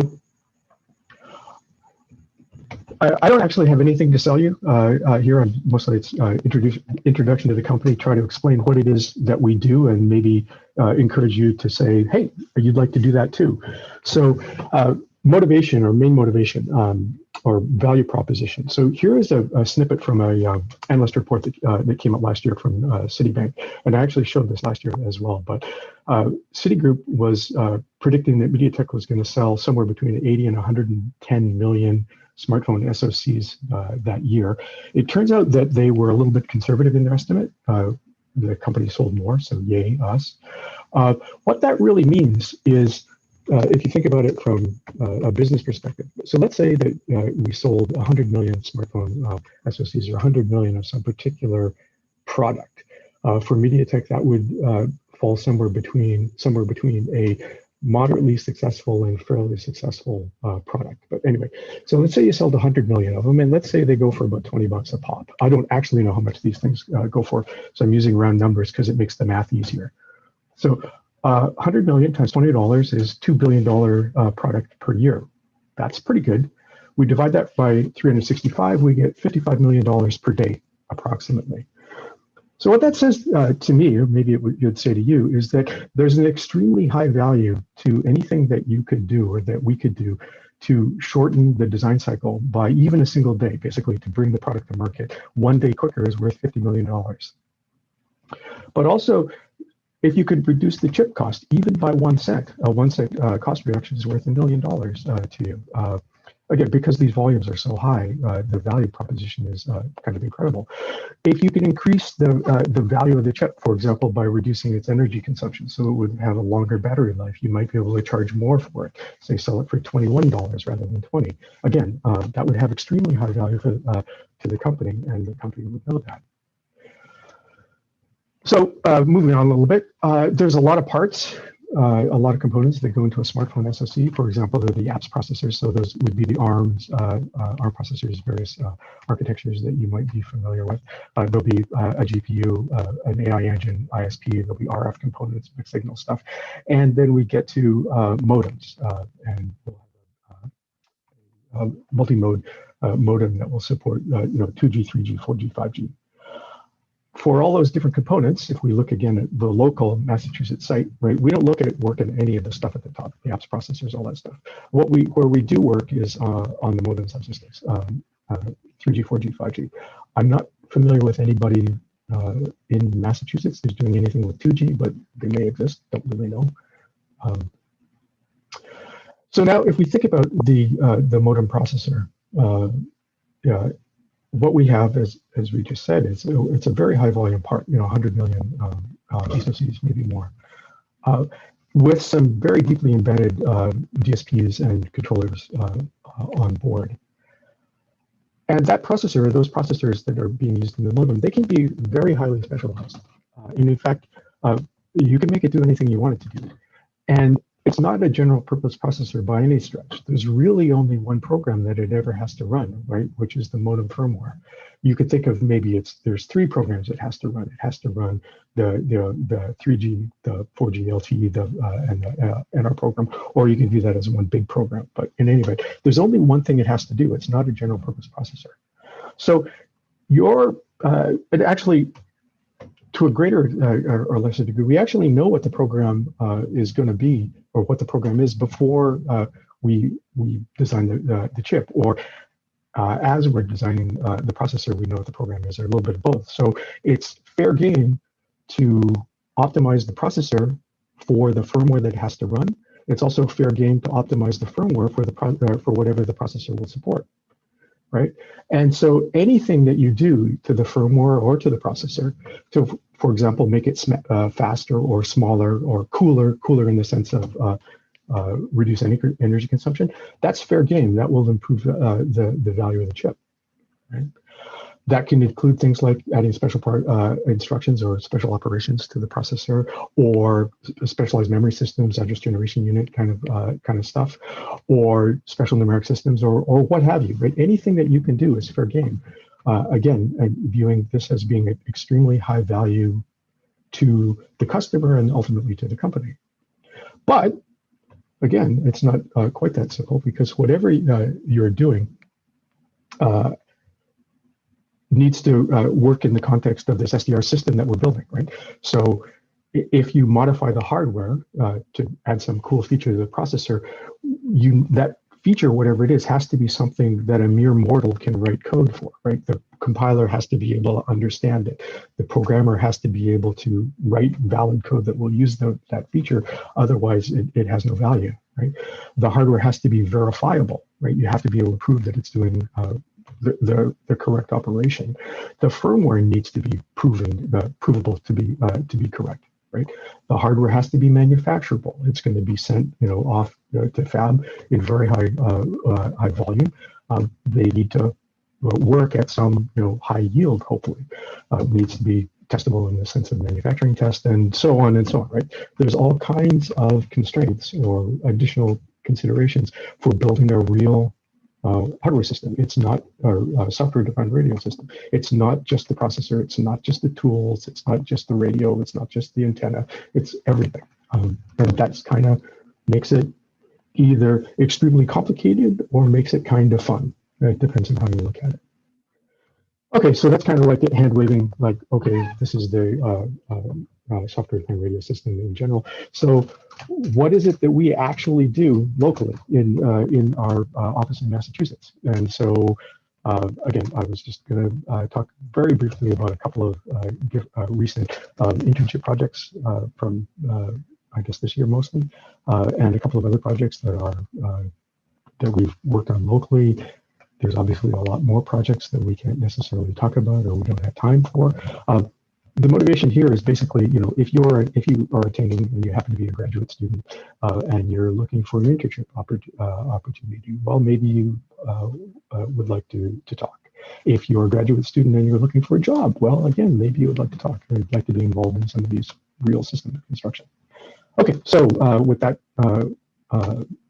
particular project of late relates to the compiler. I mentioned compiler and toolchain. So the memory that's on the embedded processor is limited. Both program memory is limited and also runtime memory is limited. And generally, you can compile, when you compile your code, you can compile for code size and also for runtime performance, right? And there's some trade-offs between how big the code is and how fast it will run. In general, the compiler is not very good at keeping track of or accounting for the amount of stack space that's being used at runtime in the generated code. And inlining has quite substantial implications for stack size. So this was a project, actually an internship project, that related to balancing code size performance, including code size, runtime memory, and cycle performance in the context of stack size optimization for the modem firmware. Kind of an interesting project, and obviously high value when it works. A different project, whole entirely different area related to verification. This is a project called what I call differential coverage. Here, the motivation, the basic idea is I have, we have, you have a large code base, and often you'll discover that your code coverage is less than 100%, because it's 100% is very difficult to reach for a lot of different reasons. The most common reasons that you have not so great code coverage is that you may have some legacy code that was written long back that isn't very well tested. Or you may have third-party libraries that you don't even have the tests for. And at some point, you basically said, hey, that legacy code, that older code, yeah, it sucks that it's not well tested, but you know what, we don't care. We think that, or we don't care so much. We think that that code is relatively stable. It hasn't bitten us up till now. What we really care about is new code, things that we're currently writing, the changes that we're making, the new code that we're making. And well, we're going to take what I call the New Year's resolution approach, which says, hey, all our new code, we would like that to be well tested, and our legacy code, well, too bad. So here, the basic idea is you can combine some information that you already have. You can combine this file history information from your revision control system to figure out what code has changed or changed recently with the coverage data that you have from your regression system to tell you, for example, what the code coverage was for the previous release of the product versus what you have now, and then combine the information to find those pieces of code that have been changed, that are not exercised or not well exercised, or for example, unchanged code, old code, pre-existing code that used to be tested and isn't any longer, possibly because you dropped the test case or because the code is dead or for lots of other various different reasons. Anyway, this turns out to be a pretty handy technique or handy tool chain. And again, an obvious application is to your C or C++ code, for example, in your simulator. But it's just code. Code is code, right? Any software would work. C, C++, your Python code, your Perl code, Java, what have you, but also applies equally well to the firmware code. You can check the code coverage of the modem firmware code to make sure that your firmware regression testing is adequate. But code is code. RTL code is also code. You can do the same approach to check for coverage of your hardware, again, which is a useful feature in the presence of legacy code, etc. Another project, different area again, debugging. Okay, so the ability to debug firmware code is critical, right? It affects the time to development, the time to schedule predictability of the modem project.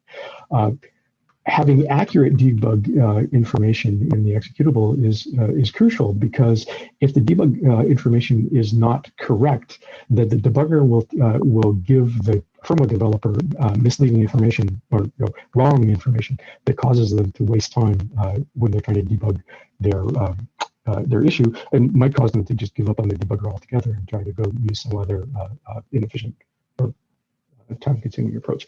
So basically, this was a project to improve the correctness of the debug information generated by the compiler. And the basic approach is to define some invariants that should be true both before and after optimization of a particular piece of firmware code, and then check to make sure that the invariant is satisfied. If there is if you authorize the code and gene variant is violated, that means your compiler has a bug and you should go fix it. So again, kind of a useful thing. Yet another project. Oop, I think I'm out of time, so maybe I won't talk about this one. Basically, making code go faster, whether it be your simulator code or your firmware code, is something that's important. And we've done some projects related both to simulations and also to firmware in this particular case, a SATCOM project. We have machine learning for optimization, another interesting approach to improving optimization quality, code quality, or improving basically in this case runtime performance, cycle performance of the firmware. And summary. So the summary, the upshot is that there's really a lot that goes into building an actual commercial saleable SDR SoC, and there's a lot of interesting problems to solve at all levels, algorithm level, implementation level, tools, you name it. But the other way to look at it is actually these aren't problems, they're opportunities, right? And we have a lot of opportunities. So if you're interested in an opportunity, we have them. And I think I'm over time, so I apologize, Alex. So thank you, Henry. Actually, that was a really exciting presentation, especially with everything that MediaTek is doing. Because I think when it down to brass tacks, like things such as like compiler design and really trying to get these radios to work on like commercial scale and all that is just like absolutely phenomenal. So thank you again for that presentation, and also again thank you again for to MediaTek for sponsoring this event. So hopefully you'll be in Gather and be able to answer one-on-one questions. I think there will be quite a few people who would love to talk with you about what MediaTek is doing in these domains that you just touched upon in this presentation. But thank you so much. Most welcome. Thank you. So next up is Robin Getz from Analog Devices. And as you know, like Analog Devices has also been a generous sponsor, and we thank them for many years of support of our of NEWSDR, and they produce a lot of products that many folks use, anything from commercial applications to classroom teaching, and with us, I'm going to turn the floor over to Robin. So welcome, Robin, and I love the background there. Is that 5G or 6G? Yeah, it's either one. It's virtual G. It's whatever the imagination is. It's like, is that a Model T or is that like a Chevy? I don't even know Chevy. I only know Ford. No, just kidding. Ooh, yeah. Like those are fighting words in some communities, right? Chevy, Ford. But with that, Robin, thank you again for being here, and I'll let you take the floor. Yeah, sounds great. Thanks so much. So like Alex said, my name's Robin Getz. I'm with Analog Devices. There's my contact information. If you want to reach out, get these slides, definitely you can do that. Happy to be here. Happy to support NEWSDR again. Analog Devices, for those people who aren't familiar with them, we try and support today's and tomorrow's technology. We, everything from autonomous vehicles to immersive consumer to digital health to 5G and next generation G and all kinds of non-traditional wireless comms is what a lot of people end up doing with our devices.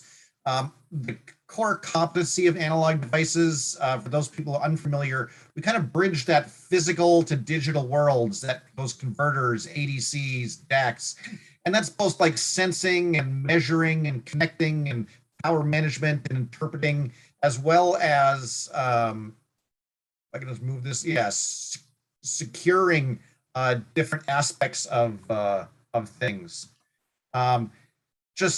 We've been around for a long time. We were actually founded in 1965. We have 15,000 employees. Our headquarters is actually moving from Norwood, Mass to Wilmington, Mass. We just did a big campus expansion there. which is great for those people who have been there. It's a little hard to do campus tours nowadays, but when things hopefully get back to the new normal, we can do those kinds of things. One of the interesting things about ADI is we have 125,000 different customers, which means almost 125,000 different applications, which is a different challenge than a company like MediaTek, who may have, many customers, like the largest cell phone customers in the world, but they all kind of sort of do the same thing, and you have to optimize those applications for that one thing. What we end up doing is trying to optimize infrastructure for 125,000 different applications. So it's a little bit different of a problem. We have 45 design centers across the US, or across the world.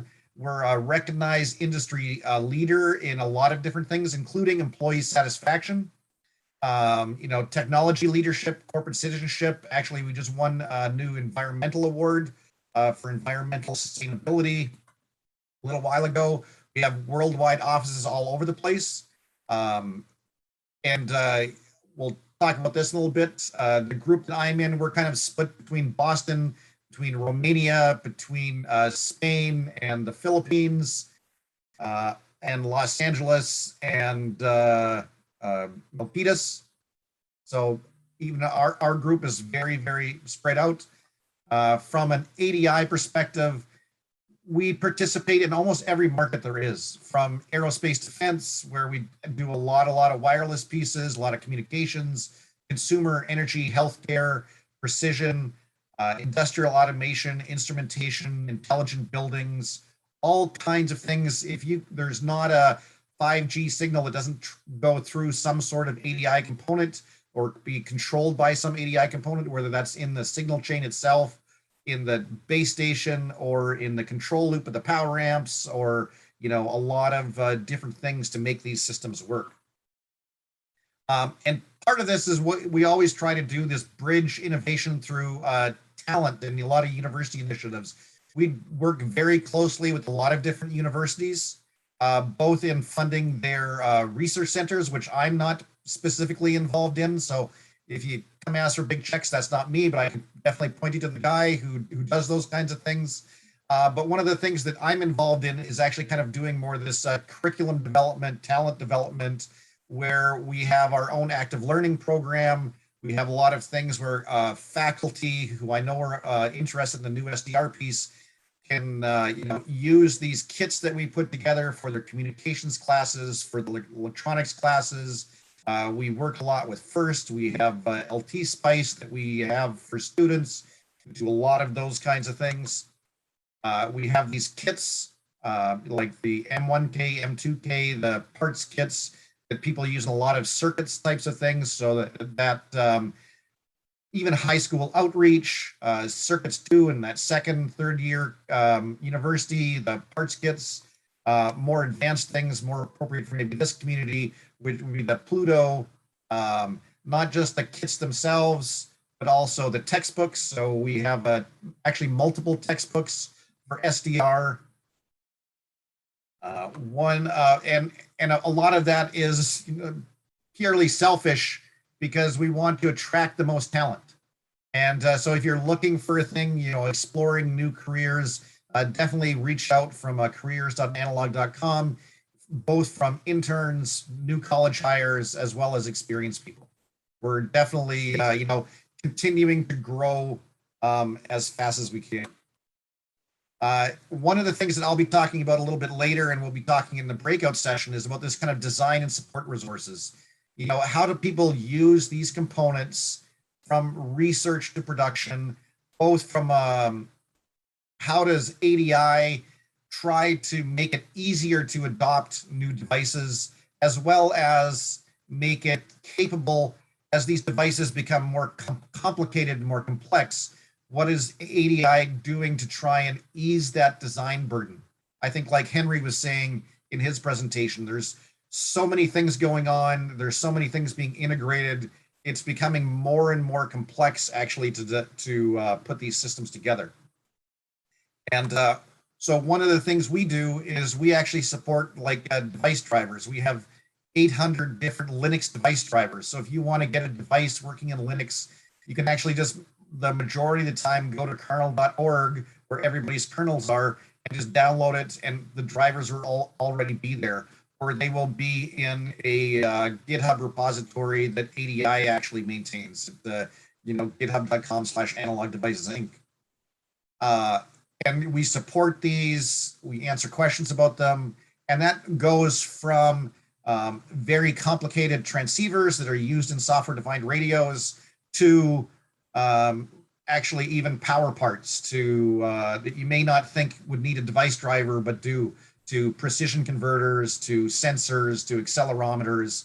And so we have all these different pieces, and we have actually a pretty large software team that maintains these, that tests these, that make sure they work every time, so that when you want to use it, you don't have to worry about the software piece. You can focus on using it in your application, not making the peripheral work with the processor that you're using.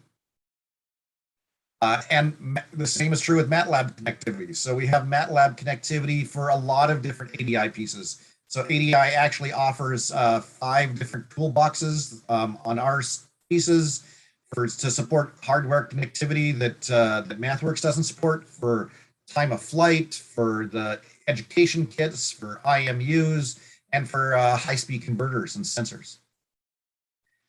So like the high-speed converter was, we have this platform that I'm showing up here that I'll talk a little bit more about, which is 4 devices all synchronized. Each device has 4 ADCs, 4 DACs that run at 4 gigasamples a second, and the DACs run at 12 gigasamples a second. So having 16 channels of I/O, all streaming into MATLAB, all connectivity, just right out of the box. You don't actually have to worry about things from that perspective, but you can still look at those components, see what is going on. Everything is open, so you can take the components that you're looking for, whether that be the HDL or whether that be the Linux driver or a bare metal driver like in some other operating system, and get that up and running on your platform. So it allows you to take these and more use them from a system perspective, not just have to develop them from scratch. And that's true even on the 3D time of flight camera, where that'll connect directly up to a Raspberry Pi and you can stream into MATLAB and go from there, or a Jetson from NVIDIA as well. So synchronize multiple RF channels. So this is like 4 channels with a large, actually Xilinx FPGA in it. So RF system on a module. So this has quad arm, a giant FPGA, 4 receive channels, 4 transmit channels at over 200 megahertz of bandwidth. Again, stream it into MATLAB, stream it into Python, and focus on your application, not necessarily getting the converters to work. Another one would be the Pluto, which we've talked about. So this works with GNU Radio, with Python, with MATLAB, of course. Trying to make sure that when students are playing with things, they can actually play with things in the real world, see what interference looks like, see what happens when they're, see what phase offset looks like, see what carrier offset looks like, make things more real world for them rather than just pure simulation. In fact, we actually worked with Dr. Mark Litchman at the University of Maryland, and he actually developed a course around teaching software-defined radio and DSP within the computer science department. So using traditional devices like the Pluto, teaching computer science students actually how to use it, what complex numbers mean, some of the DSP on a very math-light kind of environment, so they can look at it from a more strict computer science piece. Because we definitely see even at our commercial customers where they will have a mix of electrical engineers, a mix of computer science people, and they definitely approach the problem very differently. So even on our team, when we hire software device driver writers, we're typically hiring computer scientists, and then we teach them the electrical engineering side. And we have a process to do that and bring people up from that perspective. Because things are just getting more and more complex from that computer science perspective. And so Mark was able to put together a website, pisdr.org, where he has all of his open content that he uses to teach this. He did a paper at ASEE that you can also find or email me for more information on.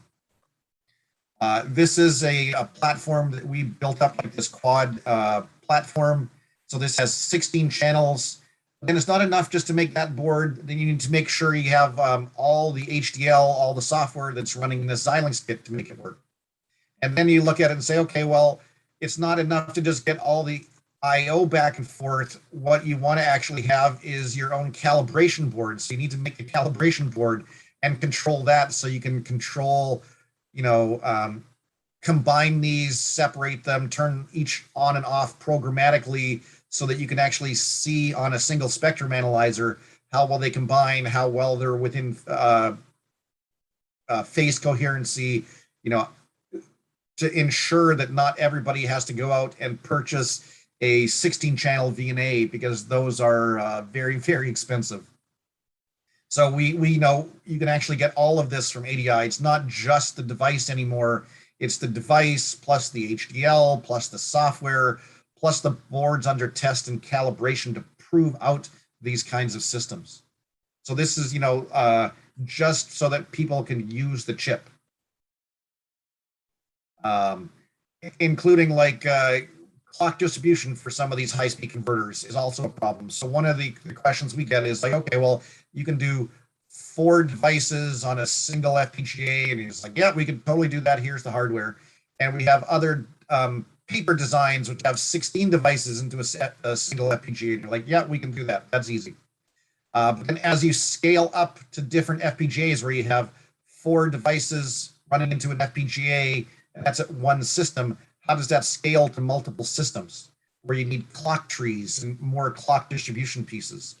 And so you can do that on the bench with systems like this, but it becomes cumbersome. So what we designed was a clock distribution platform just to make it easier for ourselves and for other people to do those kinds of experiments, where you can have multiple, up to 14 actually clocks that are multiple gigahertz and multiple megahertz, all synchronized, all coherent, running to these different systems.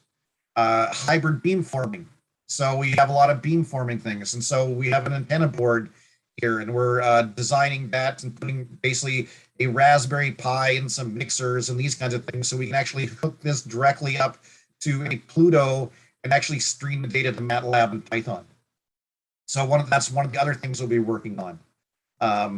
If you're interested in those kinds of things and what we are doing to try and make everyone's life easier, both our commercial customers and academia, making these kits available, we definitely, come to our breakout session. We'll be there, at 12:15. I think the official start time is at 1, but we'll be there a little bit early so you can ask these kinds of questions. So I'll pass things back to you, Alex. Thanks. Thank you, Robin. That was excellent. Excellent talk. And you're also going to be in the sponsor breakout session from 12:15 to 2 p.m., correct? That's right. Yes. Excellent. So folks can interact with you one-on-one in a virtual conference environment, gather to everyone who registered. And if you haven't, please reach out to Mike Rame. But Robin, thank you again. And thanks to Analog Devices for their generous support of this event. Yeah, no problem. Always happy to. Awesome. Thank you so much. So next up, and our last sponsor of, but definitely not the least, is National Instruments, or NI, Edis Research, and we are quite honored to have with us Mr. Hayden Nelson. So he's just connecting. So let's see if this technology works. So Hayden, are you there? Yes, I am. Can you hear me? Awesome. Definitely. Welcome. And many thanks for your time and for this presentation, and many thanks to NI and Edis Research for their generous support of this event. So without further ado, the floor is yours. All right. Well, thank you. You know, it's hard to follow, Mr. Getz. How you doing, everyone? It's exciting to be here again. Unfortunately, virtually this time, but maybe next year we'll be back in the New England area. If we do another virtual, we'll perfect holographic imagery. Yeah, that's the only way this has got to go. Well, I appreciate it's an honor to get to sponsor and present here. And so let me figure out how to share my screen here. And so today, I guess I assume you can see my screen. And so today, what I wanted to present on is we're a sponsor. I work for NI and Edis Research. My name is Hayden Nelson. I manage technical marketing for software-defined radio. And so I kind of wanted just to, take a presentation, talk about kind of some of the new things from Edis Research and, kind of what's new and what's coming. Some of y'all, I assume most everyone in the SDR world knows who, NI and Edis Research is. And Edis Research and NI kind of joined forces about 11 years ago now. And we've really invested in the USRP product line for enabling researchers and industry to do a lot of great applications in wireless and radar, et cetera. And I'm always excited to see what our customers are doing with our products. And in the past few years, we've actually been it's been a while since we released a new USRP, but we've been investing in kind of the next generation USRP over that time period. And many of y'all have potentially seen this new product that we released. I don't know, probably about a month and a half, 2 months ago. And well, first off, I'll say that here's kind of like the overall portfolio of radios that we have, and many y'all are familiar with this. The new radio that we just released about 2 months ago is the NI Edis USRP X410, and now that's like a complicated sounding name because it has all of our mixed branding in it. But it's really the first radio in kind of a new series of software-defined radios it's intended to kind of bring together the best of Edis Research, who's predominantly been a big supporter and heavily adopted into the open source space around things like GNU Radio, and MathWorks tools. We listened to Mike talk about how a lot of people use MathWorks with these USRPs. This new radio, we really went for we went more for on the high end on this latest radio, and this is an evolution of the X310 USRPs that many of y'all are know and love. And so, in terms of performance on this new radio, it's higher, lower frequencies, higher frequencies, wider bandwidths, more channels, and it's built on top of this chip from Xilinx that we're all probably relatively familiar with, the Zinc UltraScale Plus RFSoC. And I actually saw a session, there's a session today, several sessions on RFSoC for SDR, like in the breakout sessions on RFSoC for SDR applications. So I'm kind of excited to pop into those and see what I can learn. And so this new radio is it's supported on, and the reason it has this kind of a dual name of NI and Edis is just to communicate that this radio supports both LabVIEW, which many people use. That's an NI software product. A lot of users of open source tools like GNU Radio and such. And there's several talks today about GNU Radio, and this is heavily supported by those open source tools as well as MathWorks tools. And so we've kind of taken this stance of, hey, we want to meet you where you are in terms of the software tool that you want to use for your development. So this is one radio that is intended to support all those different tools regardless of your preferences. And so I made this sort of diagram just to sort of explain the amount of technology that's in this radio. And so again, it's kind of, it's more on the high end it was intended for advanced radio prototyping. We heard NSF today talk about the needs for, their needs around wider bandwidth systems, and that opens up a lot of experimentation. This is intended for applications like that, 5G communications, a lot of the wideband signals. Since it's built on this RFSoC, that chip actually has 16 high-speed serial lanes for like the digital interfacing to the, when you bring a lot of samples in, sometimes you got to get a lot of samples out of these devices. And it has 16 high-speed serial lanes, and we've taken those and used 8 of them for a PCI Express Gen 3x8 digital interface.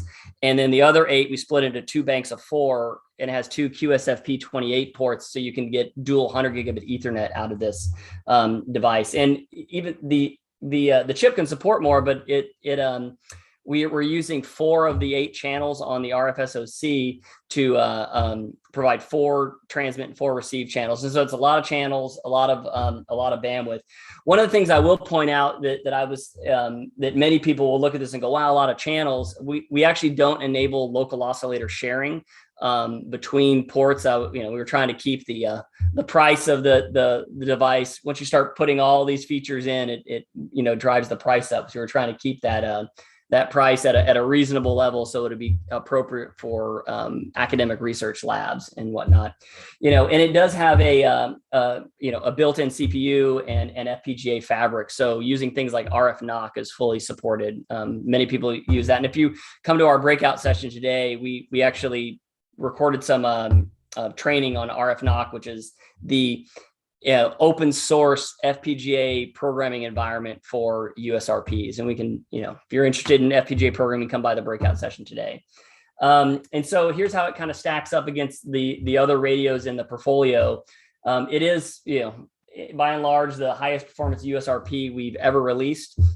I will say that I kind of wrote here better in the RF performance. Well, that's, we're all aware that if you put a lot of bandwidth on something, that can increase some, you're opening the aperture, if you will, to noise.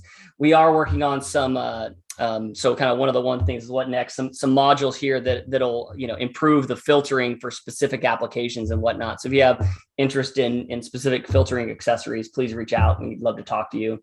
But that's kind of how it stacks up against the other radios in the portfolio. And one of the cool things is for whenever I look across the NI portfolio of SDRs, and we have these other PXI products called Flex Rios that are like modular FPGA boards, it has the most FPGA resources of any device across our portfolio, which is pretty cool. And so you have a lot of resources to put application, IP down into the FPGA fabric, for streaming DSP, et cetera, et cetera. So kind of here's what I'm trying to go sort of quick so I can sort of catch you back up, Alex. Maybe, we'll see. But this is kind of what the front looks like. As you can see, 4 in, 4 out, a lot of high-speed serial connectivity and synchronization. So this radio has a lot of the bells and whistles for some of those advanced applications. So that's kind of that's sort of what's new from NI. And I kind of alluded to one of the things that's next is some filtering technology that's intended to pair with this. One of the things that NI has done over the past 2-3 years is we've organized into application specific or industry specific business units. And we've been investing a lot in taking our modular products and building them into more advanced systems. And one of the trends we've seen in folks in science, research and academia and in defense is the need to build larger scale systems, specifically around multi-channel and phase aligned systems. And there's been this challenge for engineers to take models that they build in MATLAB, for example, and then be able to rapidly port them to a distributed DSP environment. And MathWorks has been, investing heavily in some of their tools for porting to SDRs on FPGAs. But sometimes whenever you build these systems that are relatively large, multi-channel, and you need a lot of phase coherence to them, several of our radios support those modes, and many engineers and customers of ours have actually built these kinds of systems. You can look on ni.com and see examples of people building these 128 channel MIMO systems, and even some that are phase coherent. But like every time someone built it, they had to, we added all the hooks to it, but there was always like that infrastructure, data movement, integration challenges that each customer went through. And we said, hey, well, why force 20, 30, 40, 50 people to invent that wheel all on our radios? So we've decided to start investing more in like systems infrastructure around our SDRs. And so we're, this is kind of a what's coming type of offering from our aerospace defense business, is around kind of an RF test bed for multi-channel phase synchronous applications. And we're going to base it on this radio that some of y'all may be familiar with.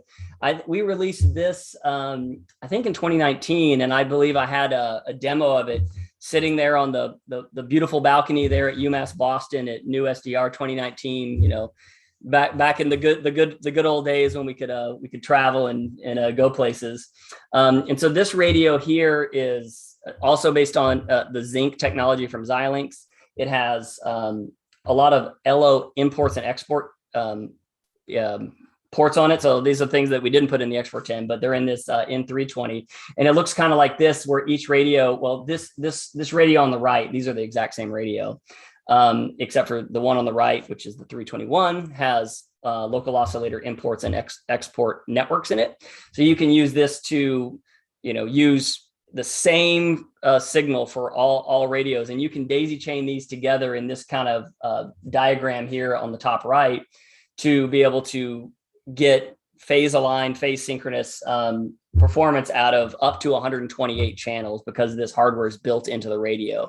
And this is perfectly doable by most folks, and we've decided to build this system that gives you kind of a reference architecture that has predefined code and configure system configuration for you to get up and going much faster. So you can really focus on, hey, I already got this system that's phase coherent, phase aligned, and I can not have to do all that coding of infrastructure and getting everything wired up and that kind of research. You can focus on your algorithmic design.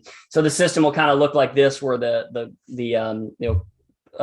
local oscillators will be able to daisy chain down up to, you can choose, probably best to do a power of 2, but up to 128 channel system, all phase aligned with, these radios have 200 megahertz of bandwidth, and they tune up to 6 gigahertz. So if this sounds interesting to you, this is something that we're continually, we're developing right now, and you have system requirements that may need something like this, feel free to reach out to me. I'll have my contact information at the end of this presentation. We'd love to sit down and talk to you but we're kind of still investing in USRPs, but then also saying, hey, how do we bolt these things together to make them into larger systems for people doing more advanced research test beds? And we saw several of those, people that have taken USRPs in large scale, like that new that research test bed there in New England, Northeastern University. The Coliseum is based, solely on, the USRPs are built into that test bed. And we're really proud to have been a part of that. So with that said, that's all my product pitchiness. Switching gears to my last 2 slides here is I mentioned this last year at NEWSDR, and I'll mention it again this year. We've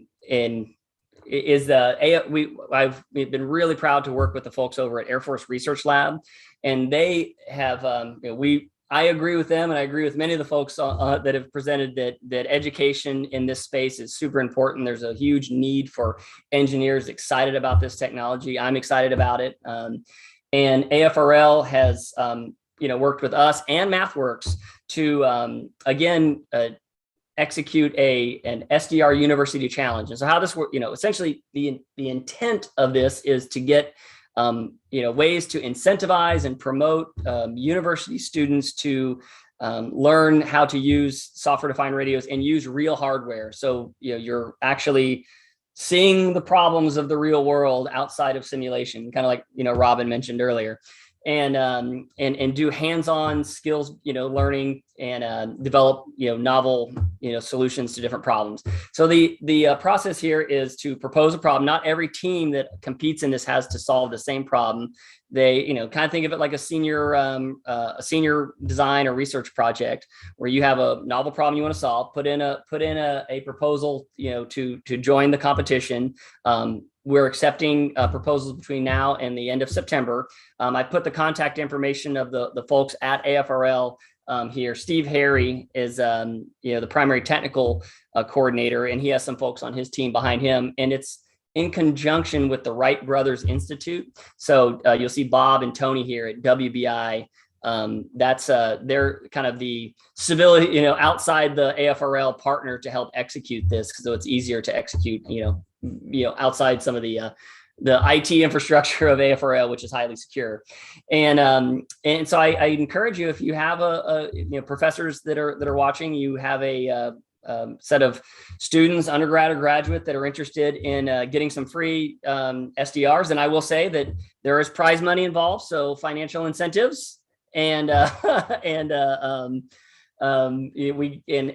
gives away USRPs with in order for you to actually, so you don't have to buy any radios. And Alex, your team has joined and done quite well for multiple years. You're a great professor, and Professor Reheim is a lot of good New England representation in the FRSDR Challenge. I'll put it that way.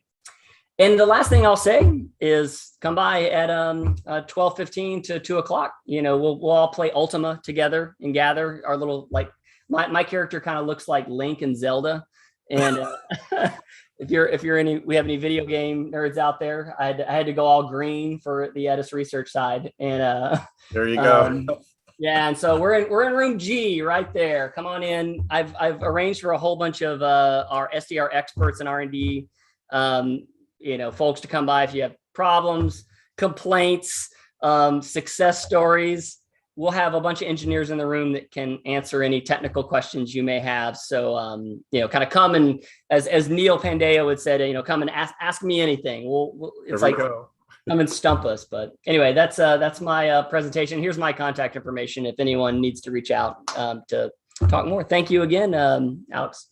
Well, thank you. Thank you, Hayden. Thank you so much. And also thank you to NI and Edis Research for their generous support of this event for so many years. So thank you again. And with that, I'm going to turn the floor over to Yusuf Naderi, my partner in crime, or one of my partner in crime. There's like 5 of us co-organizers this event, to kick things off with respect to the sort of like the 1-minute pitch of the posters that you'll see in the exhibit hall in Gather for NEWSDR 2021. So I'm going to turn the floor over to Yusuf. So Yusuf, take it away, please. Yeah, thank you, Alex. And I think the whole organizing team really hope that you enjoy the talks so far. And we have about 12 posters. And I think we have 3 recording per poster. I'm going to play for you. And we have 15 to 2 as a time to have a live interaction with the presenter in a Gather session. By saying that, so let me play one by one and introduce really a high-level team here. So let's go to first poster. We have from MIT Haystack Observatory, and here.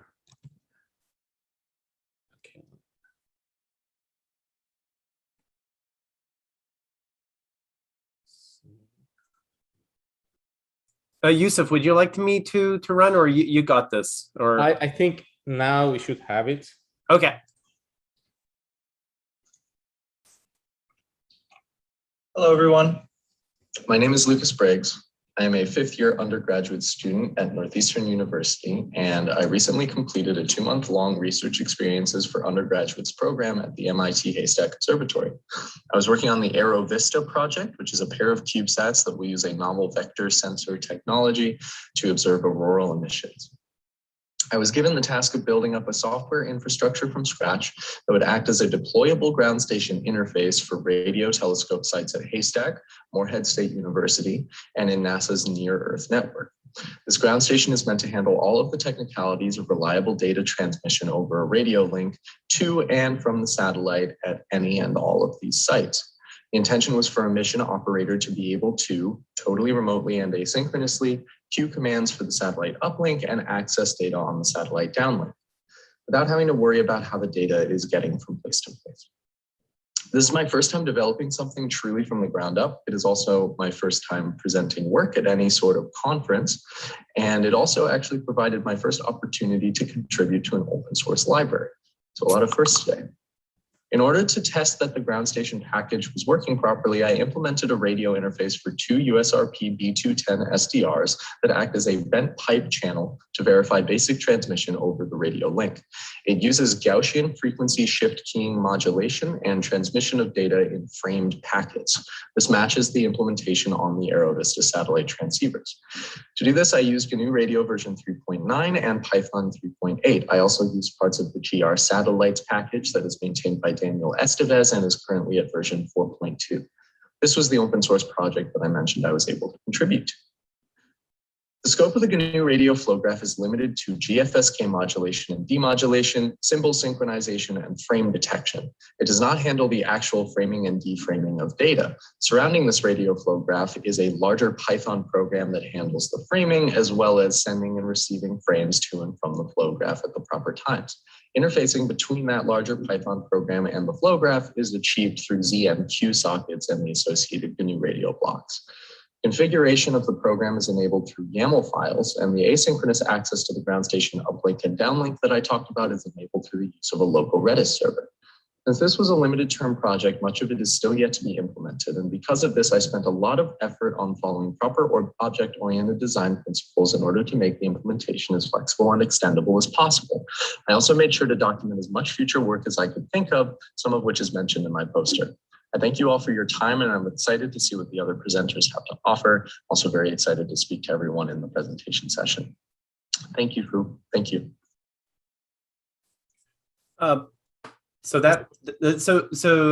Just to oversight on my part, you might wonder, okay, there's all these pitches and videos. The Gather for NEWSDR is actually open. So if you're watching, everyone feel free to start going into Gather, interact with folks, check out the exhibit hall, the sponsors and everything. So we are now open to accept attendees for the full experience of NEWSDR. So check out the Gather, please. All right, let's go to the second poster from MIT Observatory Haystack. Hi, I'm Frank Lind of MIT Haystack Observatory. Today, I'm going to tell you a little bit about the poster we have this afternoon on adaptive radio science and the challenge of spectrum coexistence. At MIT, we have a new project called the Adaptive Radio Science Project, which is a joint effort between MIT Haystack Observatory and the MIT Department of Mathematics under support from the National Science Foundation.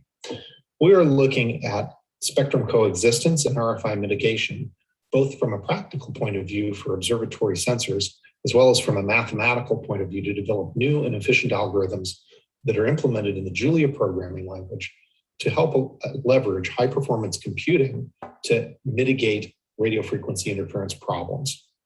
At the observatory, we have sensors that cover the AM radio band all the way to extreme high frequencies, millimeter wave. And we use these sensors, which are both active and passive, to explore both the geospace environment and the astronomical world.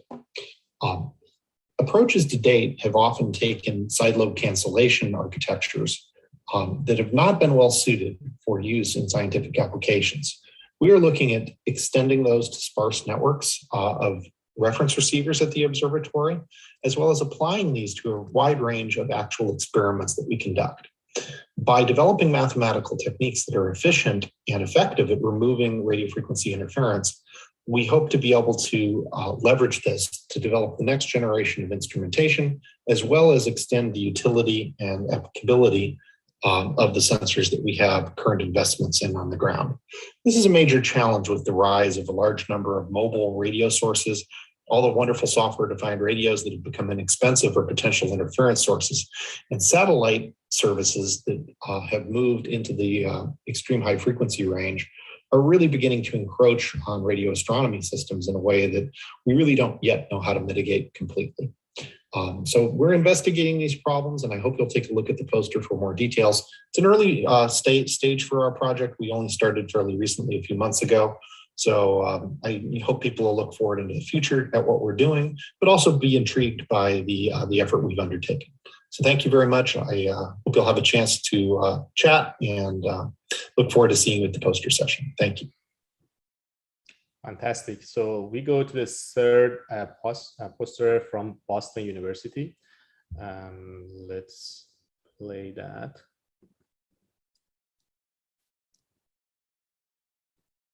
Hi, my name is Victor Kai with the Boston University Lab of Networking and Information Systems, and I will be introducing our project on analyzing the Amazon Sidewalk FSK protocol. So some background, the Amazon Sidewalk is a low bandwidth mesh IoT network for home automation and security. We will primarily be looking at the new FSK protocol. Our project goals were to analyze and dissect the Amazon Sidewalk FSK protocol and to create a generalized framework for analyzing IoT signals. These are important for analyzing IoT traffic patterns and for evaluating IoT security and privacy.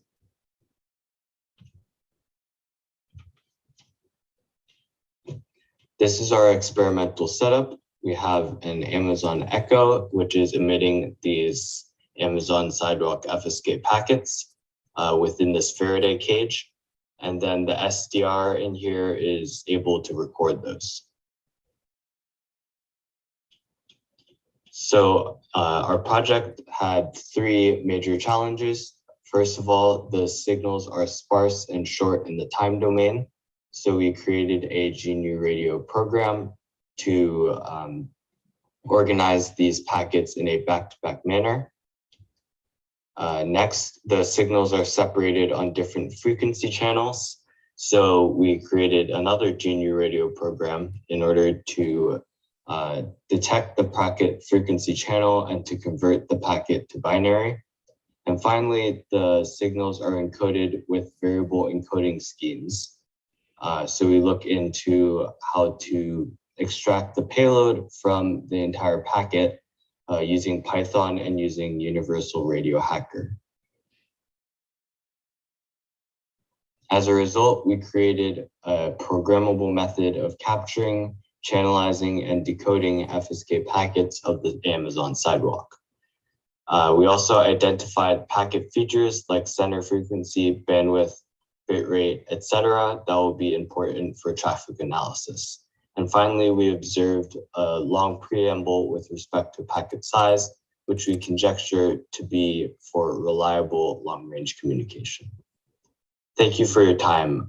This was an introduction, and if you're looking for more details, you can find them on our poster. Fantastic. We have the fourth poster from UMass Dartmouth. Let's share the.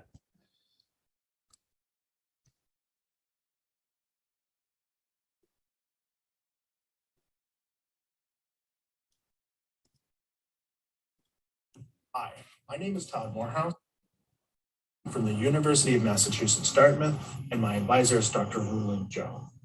Our research is on creating an adaptive wireless demodulator using machine learning. When we design traditional wireless demodulators, we need to consider a number of factors. These include channel effects such as multipath fading, signal to noise ratio, phase and frequency offsets. These effects need to be compensated for before demodulation can occur. And furthermore, these compensations usually require different steps for different modulation types. An intelligent demodulator, one that fuses machine learning into the process, aims to skip these stages and demodulate from baseband segments directly. Many AI and machine learning techniques have been used for this. The most popular are convolutional neural networks, CNNs, and long short-term memory. Still, these techniques are difficult to adapt to changing environments. What happens when an unknown modulation type is encountered? Well, it won't demodulate it correctly. Do we go back and retrain the network? This requires human interference and maintenance most of the time. We want to use incremental learning to overcome these issues. Incremental learning allows us to train on new information without losing previously learned knowledge. This will allow a system that's deployed to collect samples of an unknown modulation type and learn how to demodulate them on its own. We implemented a CNN-based demodulator and tested this demodulator using over-the-air signals using a USRP B2 tag.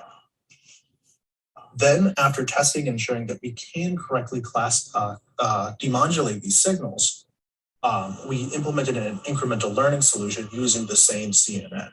We trained this using ideally binned signals, one modulation type at a time, introducing another modulation type every training period. And we tested this in a simulated environment.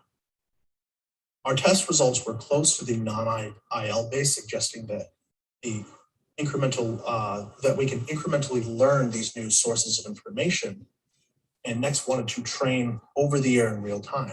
However, real-time training introduces a number of challenges, mostly with how we frame the signal.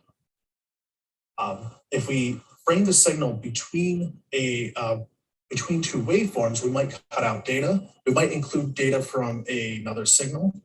And so we need to be able to properly frame this so that way we only have one signal and all of the information for that signal. We tested this using a simulated channel and found that we can accurately collect and train QPSK signals and incrementally learn. And that fell in line with our results from our previous stage. We still need to implement the work for over-the-air training in the final stage. Excellent. So let's have the fifth poster from WPI.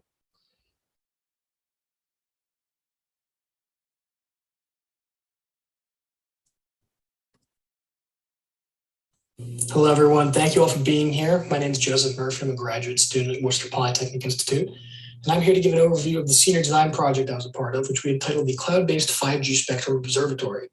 Now, our goal with this project was to create a 5G spectrum observatory, with the main point of it being that it was cloud-based. It was web-enabled, and you were able to access the data from the internet by logging into a web page.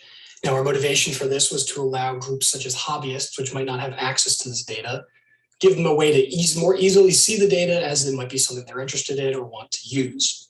This diagram here is a general overview of the system, and it has three major parts as denoted by those dotted lines. We have on the left the sensor node, in the middle the web server, and on the right the web browser. So first with the sensor nodes, that was where the data was sampled from and prepped for upload to the web server. In our test bed, those consisted of two USRP 2901 software-defined radios, each of which was running its own instance of GNU Radio, as well as an uploader script that we had written to package and upload the data. The web server was primarily responsible for taking the data from those sensor nodes to prep it for display, serving the web pages to any users that logged onto the website, and lastly, the handling of any remote commands that would come from the user. And so moving on to the web browser, one of the main things we also wanted to allow the user to remotely control some parameters of the radio. In our case, we had shown an example using the frequencies which the radios were sampling, but this could obviously be expanded to any other number of parameters. This image here on the left is what you would see if you were to log into the web server. So you have at the top of it the spectrogram, and below it you have that remote control function I was talking about, where in this case the user could select between 600 megahertz and 850 megahertz. And now the main problem we ran into with this was that as the web page ran and continued to display data, the time it took to display new data kind of continually increased, as shown by this graph here. By the time it was opening around the 300 file, it was taking up to 7 seconds to open, read that file, and draw the data on the web page. Now, this, of course, was obviously an issue because we want the data to be as real time as possible. And if it's taking continually longer to display the data, it's continually moving away from real time. The reason for this that we found was it was to do with the method with which we were drawing the data on the web page. It was taking continually longer due to memory issues, and so there would need to be some optimizations there to make sure that doesn't happen. As for future works for this project, the primary ones are optimizing and improving the stream of data between GNU Radio and the web server and the web server and the web page. One possible way to do that would be to make the entire observatory cloud-based, where the data is directly uploaded from the radios to the server. And so thank you all for listening. I'll be at the poster presentation session later if anyone wants to come get more information or has any questions. Great. So we have the next poster from UMass Boston.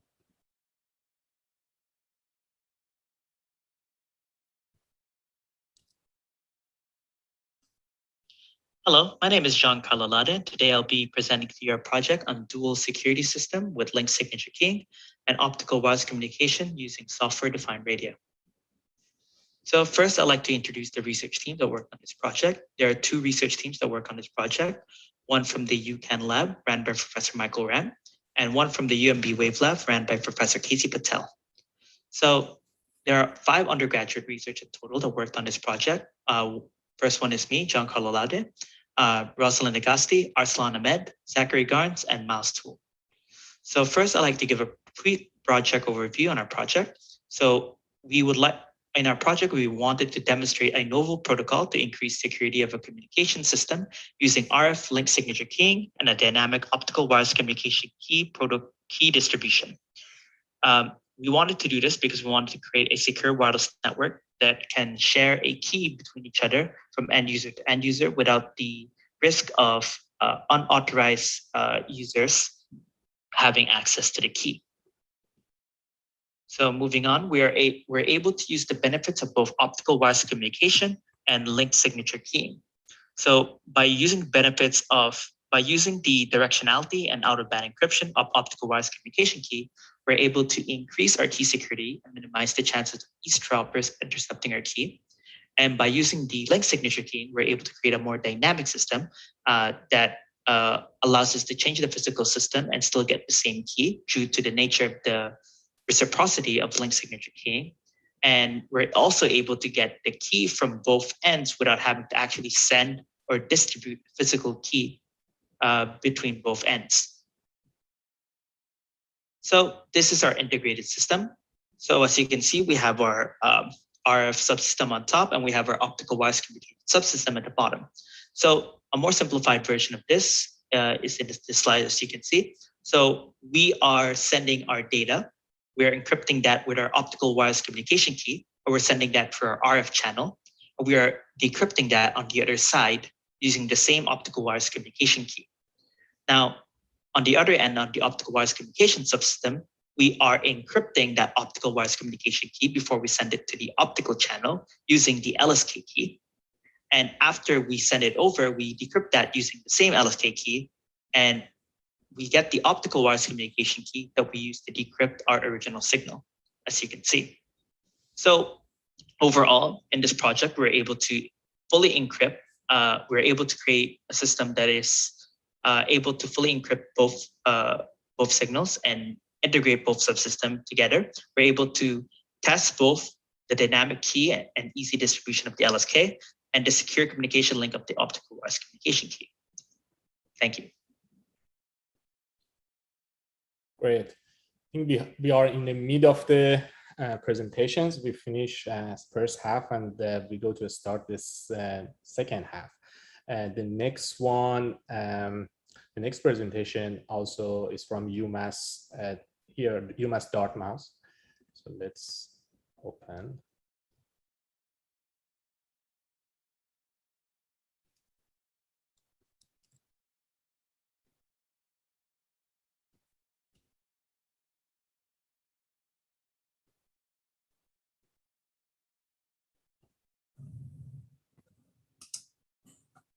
Hello, I'm Charles Montes from University of Massachusetts Dartmouth, presenting hyperparameter optimization in convolutional neural networks using genetic algorithm with stopping criteria. This work focuses on applying the genetic algorithm to network architecture search using modulation classification datasets, where the hyperparameters are the layers themselves, and the layer parameters such as convolutional filters or dropout rate. This is a method of approaching hyperparameter optimization or network architecture search with minimal constraints, allowing different networks to be made due to additional evaluations. The evaluation consists of a two-stage process involving a network generation or architecture search using a fraction of the data set, and the network training involving the rest of the data set. To increase generality, a different objective function is used, which returns the value of the lowest accuracy class instead of a mean accuracy. This allows for each class to be recognized while not achieving the highest accuracy during the first stage. But in stage 2, the generality allows the network to train to a higher mean accuracy when incorporating the rest of the data. The results have shown high classification accuracy in low SNR data sets for modulation classification.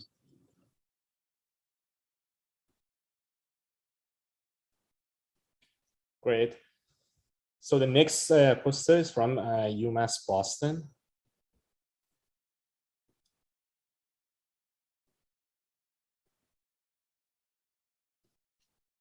Hello everyone, my name is Arsalan Ahmed and I am a research affiliate in the Ubiquitous Communications and Networking Lab at UMass Boston. I will be introducing our project briefly, which is titled as GRWC, an open source GNU radio-based toolkit for optical wireless communication. Other students in this project include Miles Tours and Tyree Spears, while it is supervised by Dr. Michael Ryan.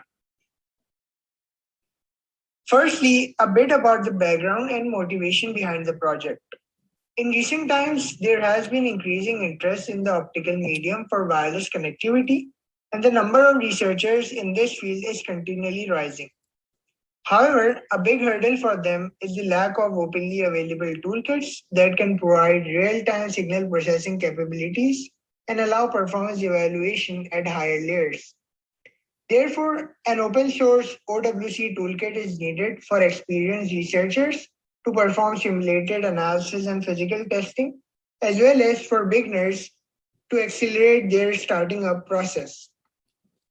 In order to create such a toolkit, the concept of software-defined radio or SDR can be extended, and this is exactly what we have done.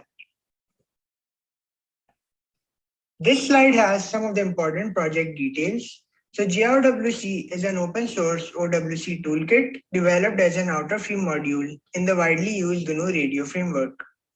Within GRWC, we have developed signal processing blocks for OWC channel simulation and common OWC modulation demodulation techniques. These blocks cover the highlighted parts of the OWC signal chain shown on the bottom right. One of the significant features of GRWC is the capability of moving from simulation environment towards physical implementations using SDR hardware. Lastly, we plan to continue the development of this toolkit internally as well as by engaging the broader OWC research community. So here's a quick example showing the use of our channel model to simulate an OWC system having 2 transmitters and 2 receivers.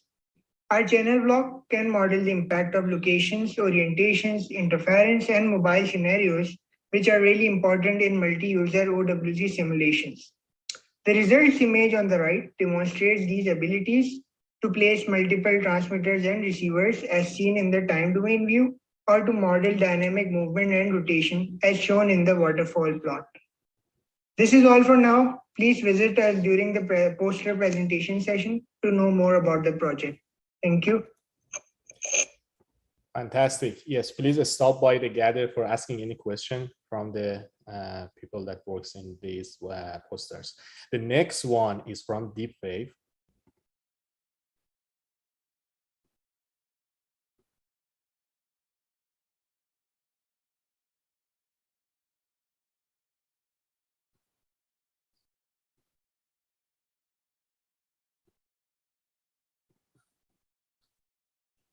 Hello. Hello, this is Jeff Sarita with DeepWave Digital. I'm here to talk about the artificial intelligence radio transceiver. I'm sure many of you are familiar with deep learning technology in which computers learn from data to perform complex tasks. In this simple example, to recognize cats.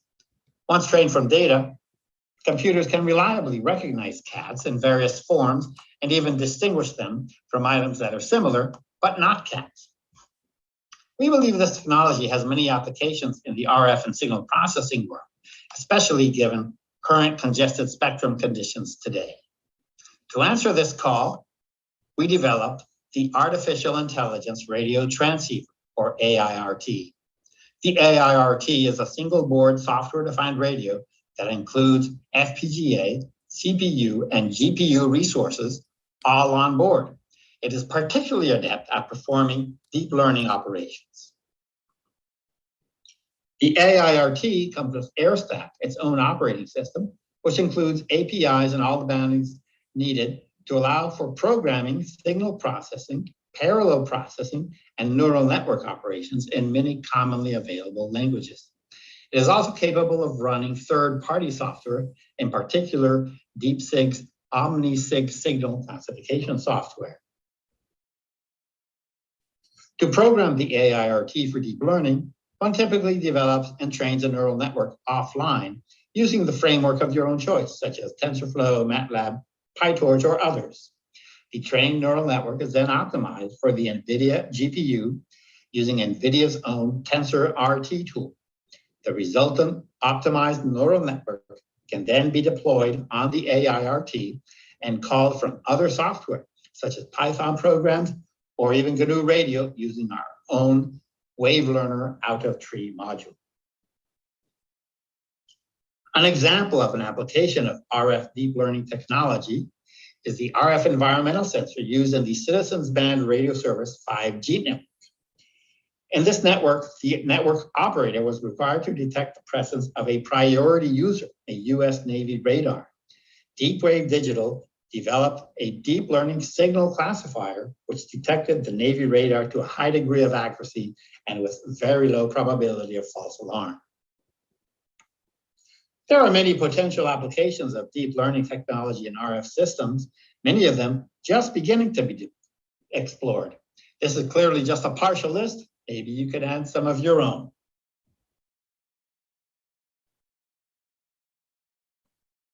Thank you very much for your attention. Fantastic. So we have 3 posters remain. So the number 10 is from University of Notre Dame, and let's watch the 3-minute each here.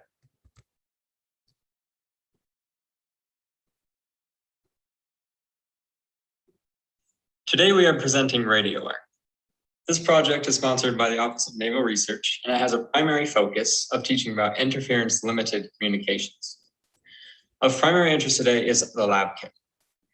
We have aimed for a modular design to expose how the various parts of a radio system respond to interference. At the core of our system is the ADOM 2000. We're using this for our transmitter and for our receiver. It allows us to have 2-channel communication, and it's all software controlled. We're also using the digital I/O pins for SPI communication, and that allows us to accomplish real-time tuning of our PLL. We have also built a fully custom interface board for the ADOM 2000 that provides us with the necessary SPI connections, adjustable filtering, and amplification, which revolves around the ADA 4938 chip. We are using various eval boards from analog devices. Those are our modulator, our demodulator, and our local oscillator, which we're using a PLL with integrated VCO for. Here's a block diagram describing the hardware architecture. You can see that we have the ADOM 2000 on both sides, our PLLs, amplifiers, and then our modulator and our demodulator. We will now see a video demonstration of this kit in action. So what we are showing here is the lab kit for our Orna STEM project. We have our transmitter side ADOM, our baseband amplifiers, and also our modulator and IQ demodulator, and 2 handmade antenna. We are choosing the carrier frequency of 2375 megahertz. And we have our ADOM controlling the PLL, that module, through the SPI signal on both ends. Here I'm going to start our transmitter side code and also our receiver side code. So it's going to configure the PLL through the SPI interface and then sending out the transmitter side signal. On the receiver side, I'm going to first show what we're receiving essentially is going to be the 16 QAM modulated signal, as shown here. This time, we're not going to show the plot, and this is going to print out the bit error rate and also the throughput of the system, which is about 100 kilobits per second. As you can see in the video demonstration, we are currently able to achieve streaming bit rates of about 100 kilobits per second with 16 QAM communication and very low bit error rates. We're happy with these numbers, but are actively working to improve the system and what we are able to accomplish with. Thank you. Fantastic. And please stop by the Gather space to ask any questions. So we have the next presentation I'm going to play. Hi, everyone. I'm Irish Chulis, a PhD student in the University of Strathclyde, and I'll be presenting my current work on using PINK framework for FPGA accelerated new radio designs, especially for RFSoC. Firstly, Xilinx RFSoCs are quite the groundbreaking devices containing ARM processing system, FPGA fabric, and high throughput RF data converters in a single chip. I think they're the perfect device to run a radio on, either to create a standalone radio or in conjunction with a more powerful PC. And to bridge the gap between GNU Radio and programmable logic, I'm using Xilinx PINK framework, which includes Python libraries that allow for easy access to the accelerators or other IP cores in the FPGA fabric. So my goals are board agnostic FPGA acceleration for GNU Radio using PINK, as PINK can technically be ported to any Zynq or MPSoC based board. Introduce RFSoC support to GNU Radio, again using the PINK packages that wrap the bare metal C drivers. And most importantly, design awesome FPGA accelerated GNU Radio designs targeted at 5G GNU Radio using this workflow. Here you can see a wee demo of GNU Radio interacting with an NCO, a numerically controlled oscillator located in the FPGA fabric. It's controlling it and displaying its outputs. Thanks for listening, and if you want to learn more, I hope to see you during the poster presentations. Excellent. Thank you. And we have the last poster and a lot of interesting and exciting conversation. We know that happening in the Gather space, and we have a really key presentation in afternoon. So by that, let me play the last poster.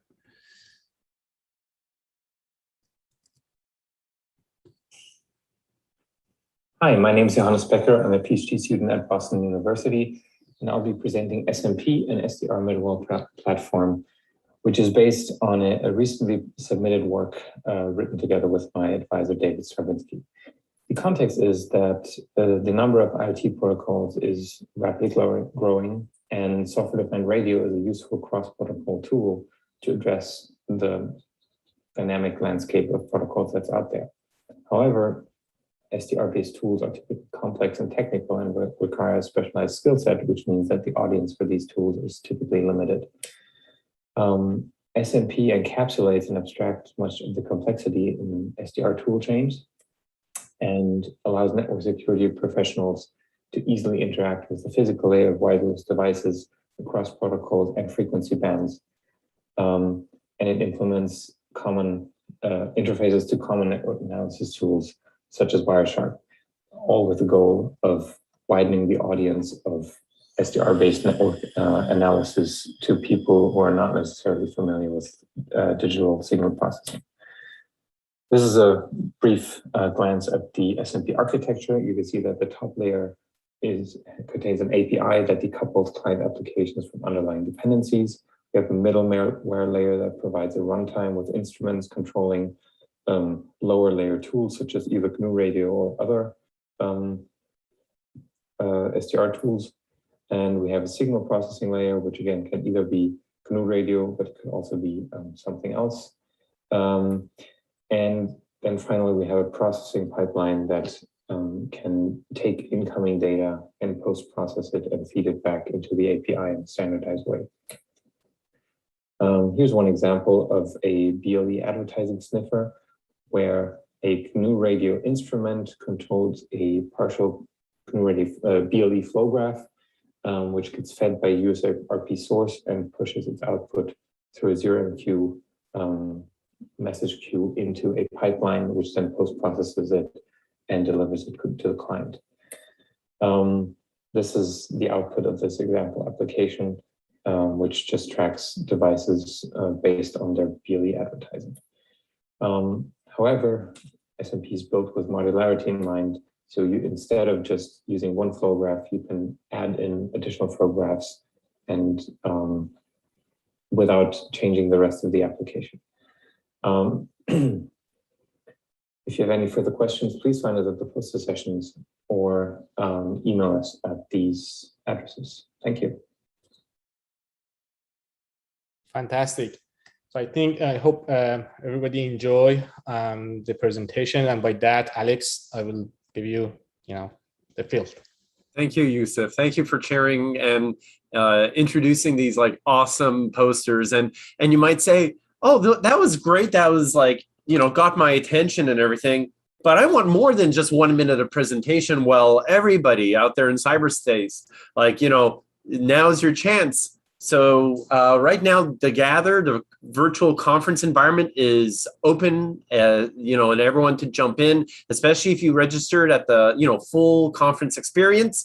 And so that's actually where our activities for the next couple of hours are actually going to be located, where we're going to have things like, for instance, the poster presentations, like actually engaging one-on-one in interactive mode with each of the poster presenters you've just heard, as well as our sponsors. They have sponsor breakout presentations and stuff. You can also, they have like an Ask Me Anything type of format. So, and then just, of course, networking with other software-defined radio attendees, just like yourself, really keen about the technology and learning about the latest and greatest. So what we're going to do is, this YouTube feed will still go on, but it will be dormant until 2 o'clock when we have our spotlight presentation by Professor Monisha Ghosh from the University of Chicago. So we'll be returning live in YouTube Live at 2 o'clock. But in the meantime,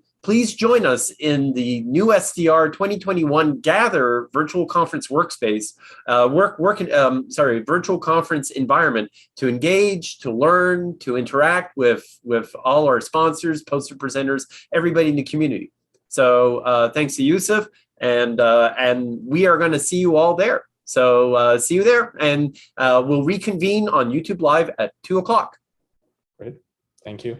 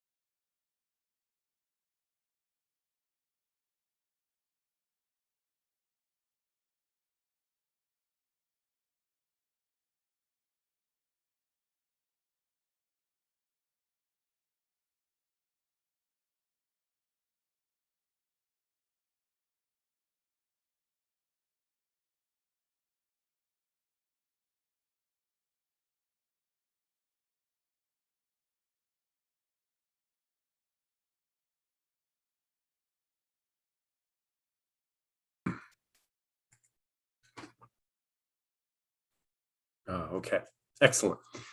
So welcome back, everyone. So to NEWSDR 2021, the 11th New England Workshop on Software-Defined Radio.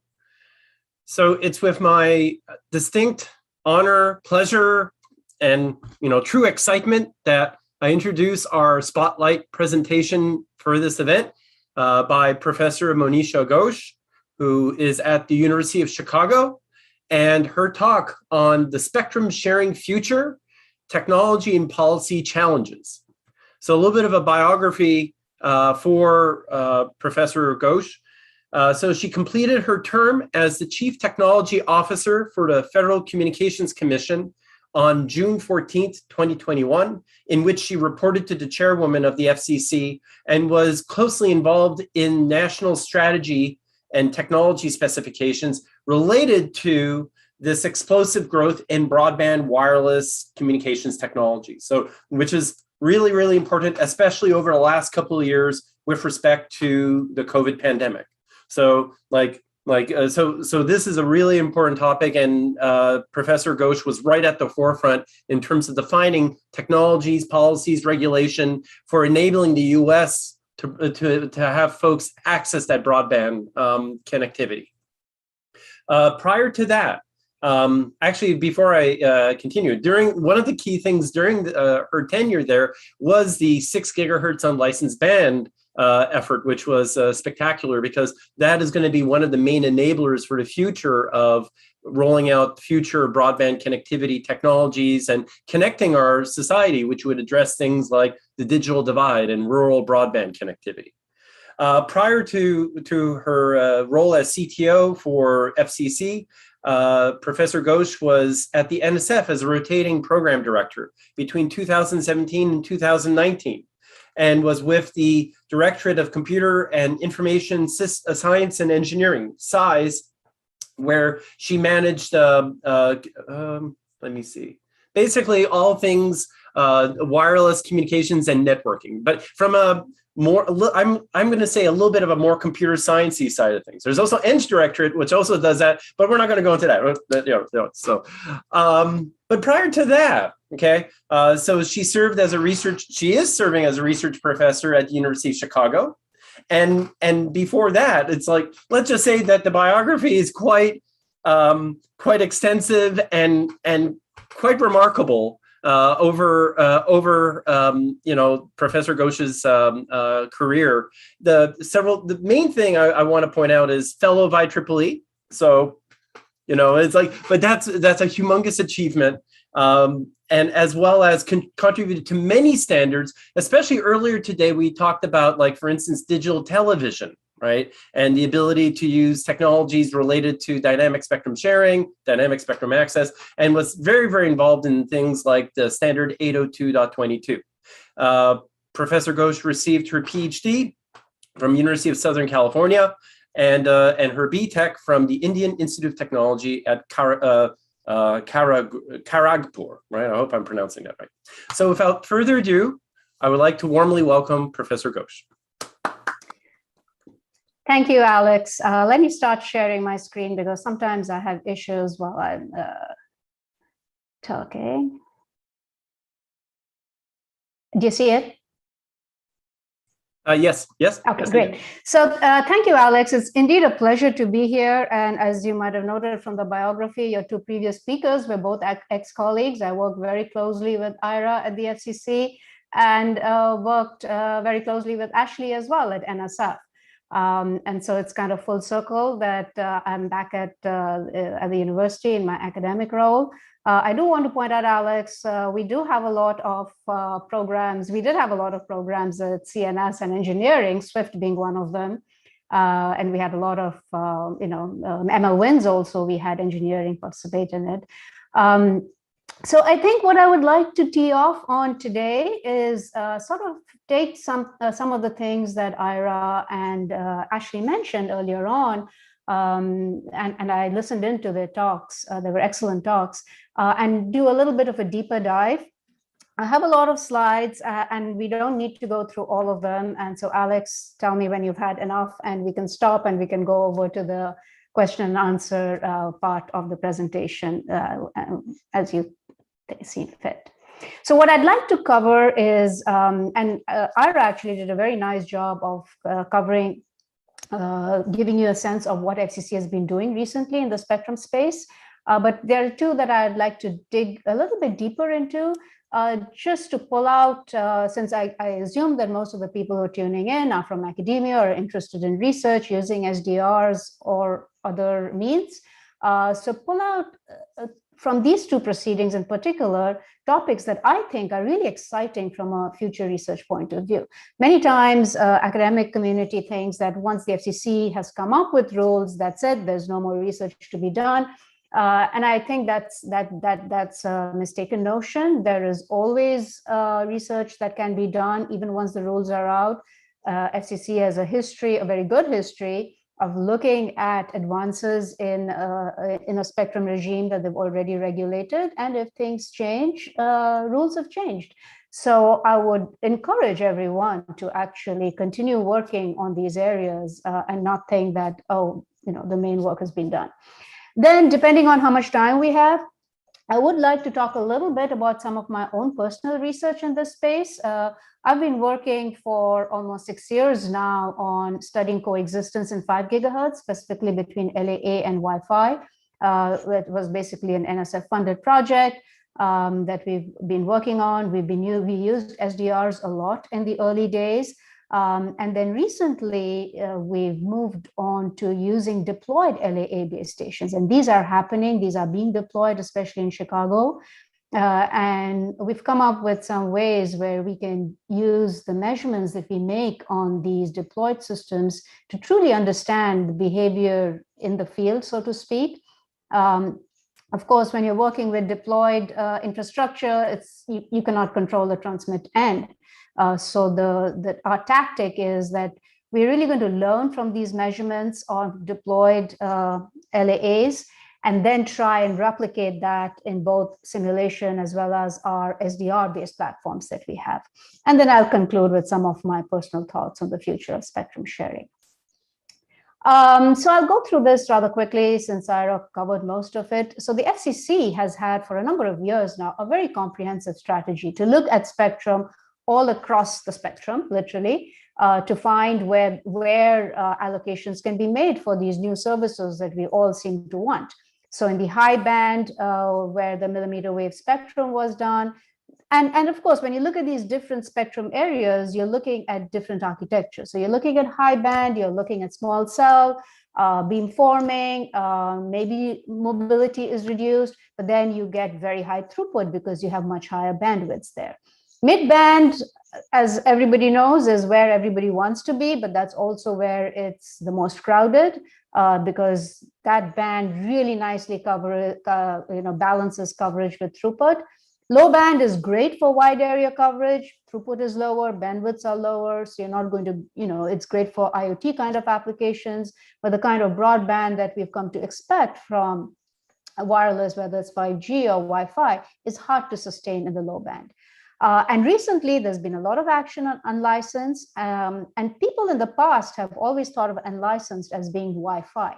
But what we've seen in 5 gigahertz is that LAA can benefit hugely from unlicensed spectrum, and it should. And so we are, at least I'm 100% positive that the 1.2 gigahertz that was allocated for unlicensed in 6 gigahertz will be used by the cellular deployments as well as Wi-Fi.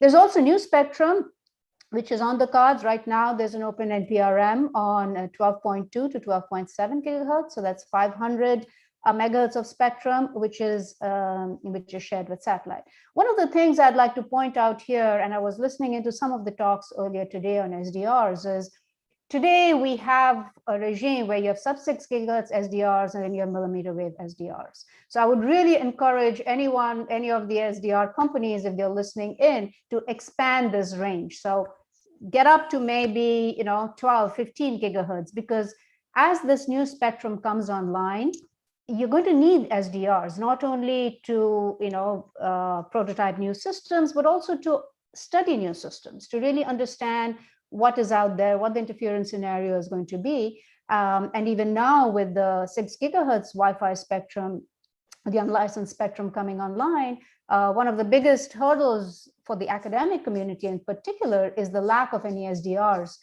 that work in that space.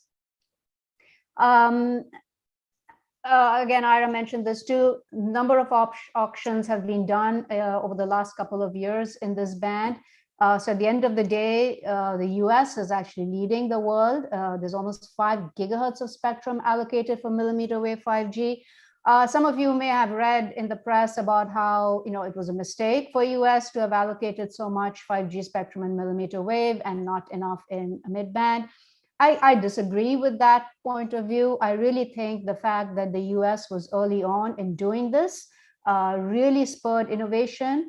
There were millimeter wave SDRs that have been out for a few years. Those were very instrumental in early research and development efforts. And all of that is culminating in a scenario right now where, at least in the major cities, nobody claims that millimeter wave 5G is going to roll out in rural areas or is going to solve the digital divide problem. But for what it was designed for, it is rolling out in the metro areas, dense deployments, and we've done a lot of measurements in Chicago and Miami and New York, and we've seen wonderful performance. There are still a lot of problems. It's brittle. It does not give you, you turn your body and your data rate drops, but you're still getting median data rates of 500 megabits per second on your phone. We've measured peak data rates of 2 gigabits per second on our phones. So this is really, really exciting. And I think we have to continue this learning process, and being able to do that with deployed millimeter wave 5G systems is a huge bonus for us. Mid-band is, of course, where a lot of recent action has been. So the C-band report and order came out. That spectrum has been auctioned. It raised $81 billion. But as with any, and I think Ira mentioned it earlier on today, is anytime you look at a piece of spectrum and you decide to auction it, and if there are incumbents in there, you have to go through this entire process of moving incumbents out, cleaning out the band, setting a price for it, auctioning it, and that takes time. And so there's always this constant tension about how much spectrum should be licensed versus how much should be unlicensed. So as an example, the C-band report and order, the initial one, came out around the same time as the 6 gigahertz RNO last year, March, around the February, March, April timeframe. Within 6 months, you had 6 gigahertz Wi-Fi access points on the market. With this band, the C-band, you're not going to see deployments happening until probably 2022 or 2023. So that gives you a sense of how quickly you can move if you take a piece of spectrum and make it unlicensed. CBRS is another band which is hugely exciting. The auctions were done late last year for the priority access licenses. Again, we are seeing a lot of deployments happening there. As you can see, again, because it does not have the same capabilities, it is a shared band. The amount of money that that's worth is a lot less than what the C-band spectrum was worth. However, CBRS also took almost 6 years from conception to final auction, because again, it went through this very elaborate sharing mechanism where you had the environmental sensing capability that had to be stood up. You had to have the spectrum access system, which had to be stood up, and only then could you auction the spectrum and make it available. 3.45 to 3.55 is the most current one that is ongoing right now. The second report and order came out in March of this year, and the auctions will start in October.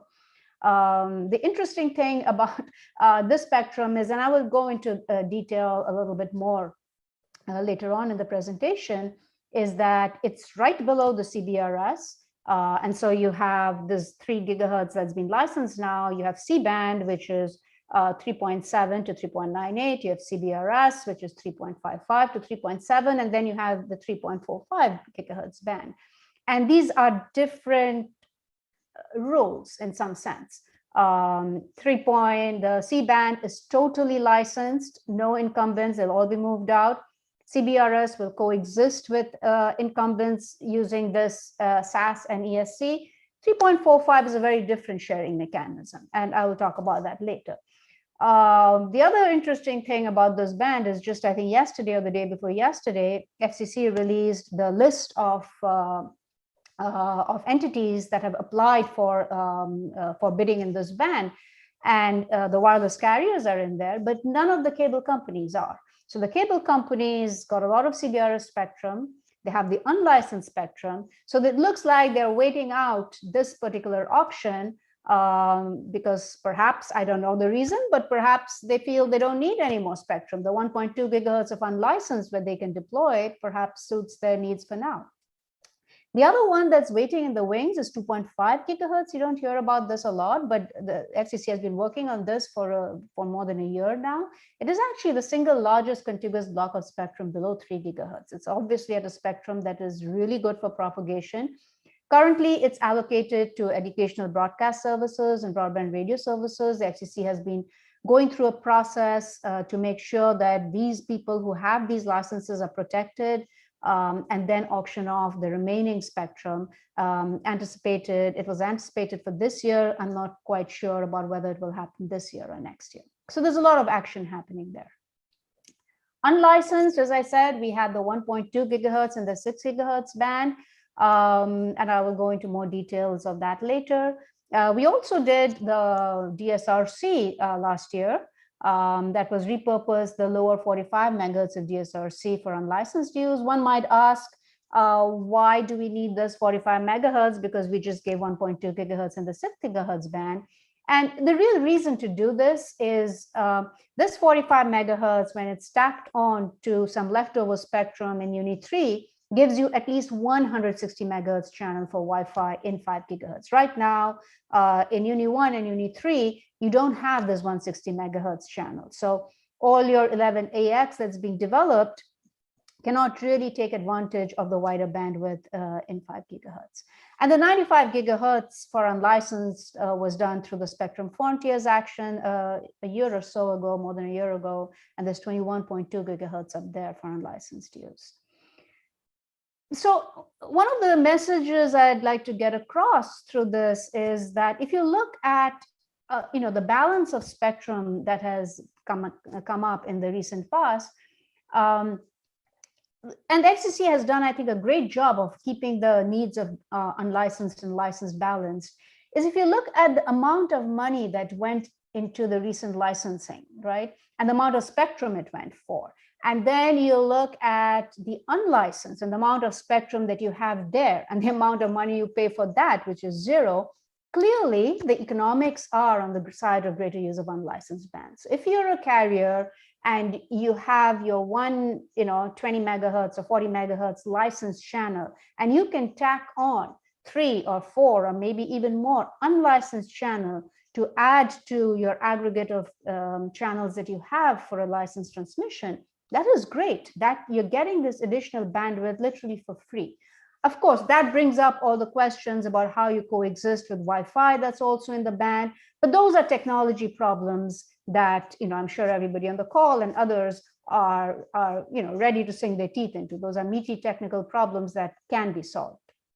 The problem that I see, again, and this is my personal opinion, is that the way the standards bodies are progressing, even today, if you look at what 3GPP is doing and what 802.11 is doing, they're kind of going down their separate paths. They do interface and liaison once in a while to figure out how they should coexist, but it's still just at the level of what energy detection level should we pick to sense each other. And my feeling is that we really have to move beyond that. We really have to move to a more holistic, integrated design, which fully takes into account that neither of these systems are going to be able to depend on spectrum where you don't have such unlike systems operating in, and go back to the drawing board literally and design accordingly. And I still hope that will happen. So a little bit more deeper dive into what's happening in 3.45. So what the order would do is make 100 megahertz of spectrum available. And this is going to be available throughout the contiguous United States.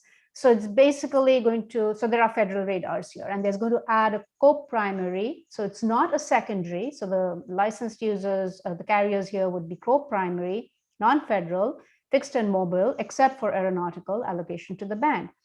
Now, when we were at the FCC, when I was at the FCC, and we were talking about, we were discussing about how best to proceed with this band, people were very clear that the model that was used in CBRS was something we wanted to stay away from here because it just took too long. The powers that, the amount of power that we could, that was allocated to CBRS was quite small. And the desire to do something different was very strong. So what we ended up doing, and this was with a lot of cooperation with the DoD, who were very cooperative in doing this, was create a regime to coordinate the non-federal and federal use by adopting what was called cooperative planning areas and periodic use areas, and to establish coordination procedures. So this band is used for high and low power radar systems on a variety of platforms, including fixed, mobile, shipborne, and airborne. What I'd like to emphasize here that these two areas that have been defined, the CPAs and the PUAs, are not exclusion zones. So unlike CBRS, where you really had exclusion zones around where these radars were operating, the DoD went through the list of places where they had these radars, and they defined just 33 areas across the country. These are very defined geographical locations in which if you want to deploy a system there, you would have to coordinate with federal systems in the band to deploy it in a manner that shall not cause harmful interference. Now, how you do it, what are the technologies you use it, do you really have to shut down, or can you do other ways of sharing? They were not defined in the rules. So that's the other takeaway, is a lot of the FCC rules, unlike some regulatory regimes elsewhere in the world, is not very prescriptive. It gives you guidelines about what FCC expects you to do, and then how you actually implement it is left up to industry and DoD in this case. So these are smaller areas, and if you go into the report and order, all these areas are listed. And the difference between these two are periodic use areas are episodic periods. So these are areas where the DoD needs to go in, say, for 14 days. And for those 14 days, they cannot afford to have any interference. So there are a number of options. Maybe a carrier who has a license, in those 14 days, they use some of their other licensed carriers to cover their customers, or they come up with ways that they can coexist without harming them. Cooperative planning areas are fixed areas where you always have to coordinate. So a little bit of a deep dive into what this band plan looks like. So when the draft report and order came out, I think in February of last year, initially it was supposed to be 20 megahertz blocks. So it was going to be similar to what C-band was, which was in 20 megahertz blocks. However, the decision finally was made to auction this in blocks of 10 megahertz because it was felt that that would allow people who wanted to serve smaller areas to bid on smaller bits of spectrum. You can aggregate up to 40 megahertz, just like in CBRS. So even if you have 4 10 megahertz blocks, you can go up to a maximum of 40 megahertz. But the key difference here is, and this is somewhere that I'd like to point the research community towards focusing your attentions on, is to look at what's going to happen. You have a low power CBRS sitting in the middle of these two high power C-band and the 3.45 gigahertz with no guard bands in the middle, right? Look at the power level differences. You have 1640 watts per megahertz of EIRP allowed in this band. So that's 72 dBm per 10 megahertz in non-rural, and that doubles or goes up by 3 dB in rural areas.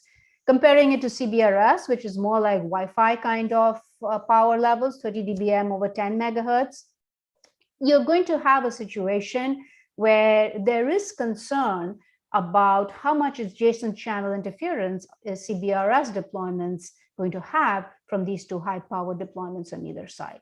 And I've actually spoken to a lot of the smaller companies who are looking at private networks in CBRS, and this is a huge concern to them. So there are more interference issues that haven't been resolved. So yes, those two zones, the CPAs and the PUAs, protect radars which are in that band. but you have radars in the CBRS band right next to it. And the environmental sensing capability and the CPAs and POAs may not be able to protect them from something in the adjacent band, right? You may have to modify your operation. So you might get spatial dimension into reducing interference. We all know that massive MIMO is great for improving capacity. Perhaps some of those dimensions should, in this band at least, should be diverted to avoiding interference. And so there are a lot of open technical issues that have not been addressed in the report and order. In fact, the report and order recommended that workshops be conducted between DoD and industry and other academic experts. And we expect fully well that the ongoing coordination efforts will help in addressing some of the interference issues. The last bullet is something that I'm actually very personally concerned about, is TDD synchronization between this band and lower power CBRS. So for those of you who are not very familiar with what TDD synchronization is, so LTE has and 5G has a TDD mode and an FDD mode. Most LTE in the US, most deployments have been FDD. So you have a separate uplink channel and a separate downlink channel. In TDD now, where you break up your frame into uplink, downlink slots, and now imagine you have this very high power 3.5 gigahertz, 3.45 gigahertz system sitting right next to a lower power CBRS, which is also a TDD, and they have different uplink downlink splits, right? So now you have a situation where you might have a very powerful downlink transmission from the adjacent channel happening at the same time that an uplink transmission is happening on CBRS. One way of addressing this is to synchronize across the band, which is called TDD synchronization. So everybody uses the same uplink downlink split. The problem in doing that here, and carriers do that all the time, right? So if you have a Verizon and they're deploying all over, it is very easy for them to create a TDD split that is synchronized across all their holdings from 3.45 to C-band. But CBRS, there are a lot of smaller players there, a lot of private networks rolling out there.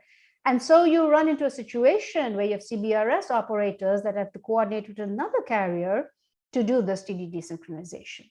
So the FCC did not mandate that TDD synchronization has to be done. They recommended it. And of course, when something gets recommended, there are all kinds of issues about how do you do it. They did specify that they expect carriers to reply to any requests for synchronization in good faith.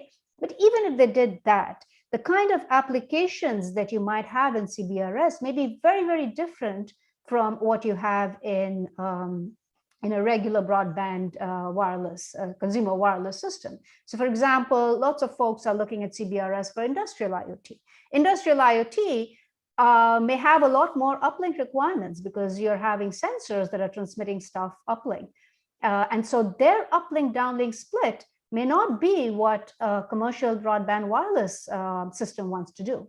And so how do you resolve this? What are the optimum splits? Are there other ways of solving this problem other than doing TDD synchronization?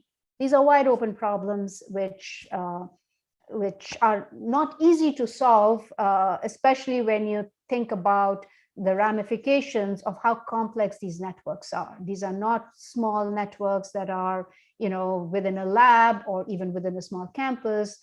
Sometimes these can be nationwide, citywide networks. So now I'd like to switch gears and talk a little bit about 6 gigahertz and give you a little bit of a sense of how that came about. So 6 gigahertz, and this I think started in 2018, but actually started even before that. So just to give you a sense of how long it takes for a spectrum band to come up, to get discussed, and then to sort out all the technical issues before you go to rolls. So the 6 gigahertz has two primary kind of incumbents. They're fixed point-to-point microwave links, and those are in the Uni 5 and Uni 7 bands mostly. And then in Uni 6 and Uni 8, you have what are called broadcast auxiliary service. So these are the camera back radios that news gatherers use when they go to, say, a live breaking event. And these radios communicate from, say, the video camera that the reporter is holding back to a 6 gigahertz receiver, which is in the vicinity. It's a very different situation from 5 gigahertz, which did have incumbents in part of the band, but they were radar. There were few incumbents needing protection. And so the question is, how do you make such a band unlicensed and at the same time protect these incumbents? The challenge was to do that, but the potential was that if FCC did this right, you would be able to enable multi-gigabits per second rates for Wi-Fi for decades, not just Wi-Fi, but also 5G in our view. You would get all your high data rate, low latency applications, which are becoming very difficult to do in 5 gigahertz. This is a well understood spectrum. Well, we don't have the SDRs here, but hopefully we will get them soon. The front end, the RF antenna technology is well understood. There are no technology hurdles like you have in millimeter wave. So deployment will be very rapid. What does this interference scenario look like? When I came to the FCC and I started looking at this, this was a totally unknown interference scenario to me. And then when I started looking at what these 6 gigahertz microwave links are, and you go out, you'll see them everywhere. So these are these towers with these round antennas that are pointed. They're very directional links, but they are in areas where are populated. So if you look at this picture, for example, you have a 6 gigahertz link sitting right opposite these houses, which very well could have Wi-Fi operating in 6 gigahertz. So what is the interference potential of this scenario? Here is another one down here where you have a multi-story building where maybe these top floors are in the beam line of sight of the 6 gigahertz link. Now the one here where you have a tower very close to a bank, which very likely has 5 gigahertz Wi-Fi today and will have 6 gigahertz Wi-Fi. So the interference scenario is very diverse, very, many different ways of dealing with it. And the challenge of coming up with one set of rules that satisfies all of these different interference modalities is difficult. So just to do a little bit of a deep dive into what the scenario looks like. So one scenario is that you have, this is your 6 gigahertz transmitter incumbent, 6 gigahertz receiver, and you have a Wi-Fi sitting in a home over here, and you're really out of the beam width, and so you're not likely to give much interference into the receiver here. The other scenario is that you have a Wi-Fi, either due to terrain, this could be up on a hill, there could be a hill in the middle of this transmitter and receiver, this could be a tall building, that now you're really getting close to this beam angle that this transmitter is using to communicate with this receiver. And now the interference situation is very, very different. Saving grace here is that if this Wi-Fi is indoors, you have building loss. These links are designed with almost a 30 dB fade margin. So can you design it so that even if it's a few dB of interference, you're well below that fade margin level? Of course, the incumbents would not go for anything less than just a 1 dB degradation in SNR. And that brought up the whole question of harmful interference. What is harmful interference? Is it that the interference to noise ratio should be less than -6 dB? As the incumbents claim, or is it that the link availability goes down? And to be honest, these are still open questions, which have not been fully addressed to everybody's satisfaction. The other interference scenario is actually much more difficult to solve, and that is the broadband auxiliary service, where you have, so this is a picture from the US House of Congress, where they stick a 6 gigahertz receiver somewhere in the building, and then you have reporters on the floor, and they're transmitting their feeds to the 6 gigahertz receiver here, which goes outside. So now you can imagine that if you took all these deployed Wi-Fi access points and you made them 6 gigahertz Wi-Fi access points, they would interfere with this link. And so we came up with some ways of dealing with this. And one is, okay, so you're the venue operator, you just don't allow 6 gigahertz in these places where this kind of interference can happen. And there were some other ways that we came up with to minimize this kind of an interference. So let me skip this and go straight over here. So what FCC started up with is in black, the proposed, and the red is what was granted. So initially, the FCC did not want to have low power access across all bands. They wanted low power access only in Uni 6 and Uni 8, and they wanted AFC-controlled access points transmitting at higher power in Uni 5 and Uni 7. But that would have ruled out 850 megahertz of spectrum from being used right away, because you have to wait for the AFCs to be developed. It takes a long time. So we worked with the numbers, and what we realized is that interference in this band is really determined by power spectral density, not total power, because the incumbent links are 20 to 30 megahertz wide. So if we could keep the power spectral density low and make up the 30 dBm that was requested with bandwidth, then we could get to the 30 dBm, but over 320 megahertz of bandwidth, not over 20 megahertz. So that was the compromise that we came up with. We came up with a power spectral density of 5 dBm per megahertz, which wasn't accepted by everybody, but that's what it is. What I learned from the FCC is if you can make everybody equally unhappy, then you're in a good place. The clients were 6 dB lower power because the clients could be indoors or outdoors. This 5 dB per megahertz was only for indoor access only. So access points have to be indoors. If you're outdoors, you can go through to a higher power and a higher power spectral density, but you need to wait for the AFC to come online. So in the interest of time, I will sort of, I can make the slides available, so people who are interested can take a look at it. But I just want to look at this slide, just again to reemphasize that there's still a lot of open questions. So there was a FNP-RM that came out at the same time as the RNO. First one was, can we raise it to 8 dBm per megahertz? This is what the unlicensed community wanted, but we weren't comfortable that we could do this without causing harmful interference. Second question was, if you have a future class of very low power devices that transmit outdoors, what should that power level be? And these are the Google Glass type of applications. So your access point is really a phone in your pocket, which is streaming to glasses, and you could be anywhere. You could be very close to a 6 gigahertz link. And so it's not clear as to what the interference potential of those devices are. The final question that came out in a public notice after the FNP-RM was, can we enable client-to-client communications? We didn't do that in the original RNO because we weren't sure whether these clients would be indoors, and we didn't have a way of ensuring that clients could be indoors. So just to avoid that, we just said you cannot do client-to-client communications. Everything has to go through an indoor access point, so you're always tethered. These are open questions. I look at these and there are a host of research problems there that can be answered, and I hope somebody is in the audience will take them up. I will skip the rest of this except to point out that we used SDRs a lot in our research. We then went to actual measurements in our campus, and then I will just go to my closing thoughts. So no matter who you are, which side of the community you are, it's clear spectrum sharing is here to stay.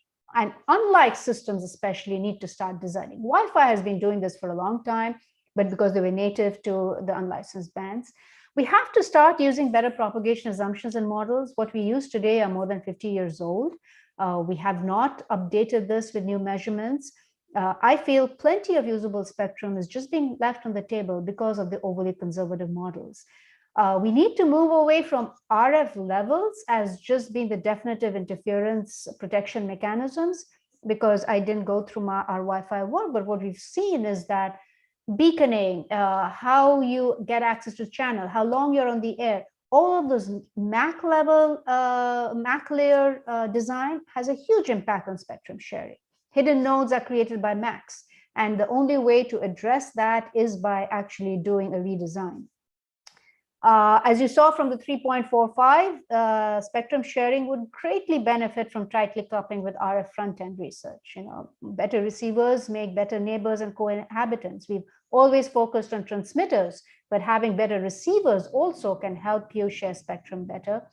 And again, parting thought is, I think we need to move away from sensing and our database as being the only means of sharing. We have to be more clever in how we do it. It has to be more dynamic. We have to look at what we are sharing with and be more intelligent in adapting maybe even MAC protocols to sharing instead of just physical layer sensing levels. And finally, I get asked this questions all the time. What is next G going to be like? Kind of repeat what I just said. I think I didn't talk about it much, but a lot of the work we've been doing has been more experimental about gathering data as to how systems behave in practice. And this is where SDRs and other programmable platforms like Power and Coliseum come in. We have to take the lessons we learn from deployed systems, move it into SDRs to experiment with new ways of system design. And so we can go forward. Open RAN was mentioned, and yes, Open RAN will allow a huge degree of control and optimization, and we need to build on that. Terahertz will be around. My personal opinion is that I don't think we should design 6G around terahertz, but it will play a role. And as researchers, we should continue to look at it. So I'll stop there, Alex, and I'm happy to take questions, discussions, anything else you want to do at this point. So thank you, Monisha. So, and I'm channeling, I think, also the positive energy from the audience in the Slack, not in the Slack, and in the Gather environments as well. Like I've just been getting text messages and messages from my co-organizers who are collecting questions from the audience and everything. And I guess one question that came up is where is it? I mean, there was one question came from Zoran from cyberspace. So he was asking about the FCC zones in Boston, right? He asked, like, what would they like to achieve in terms of having those zones designated in the Boston area? Like, I'm not sure if you have any insights on that. Right. So I think with all of the experimental zones, right, they've been designated as experimental zones around the platforms, around the power platforms, and Coliseum is kind of in that family of platforms. I think one of the lessons, and maybe some of it came across in my presentation, and one of the lessons, at least I've learned, is that being able to actually transmit in a real environment where you have interferers, where you have coexisting systems that you have to work with, is extremely important for researchers to get a sense of what the real problems are.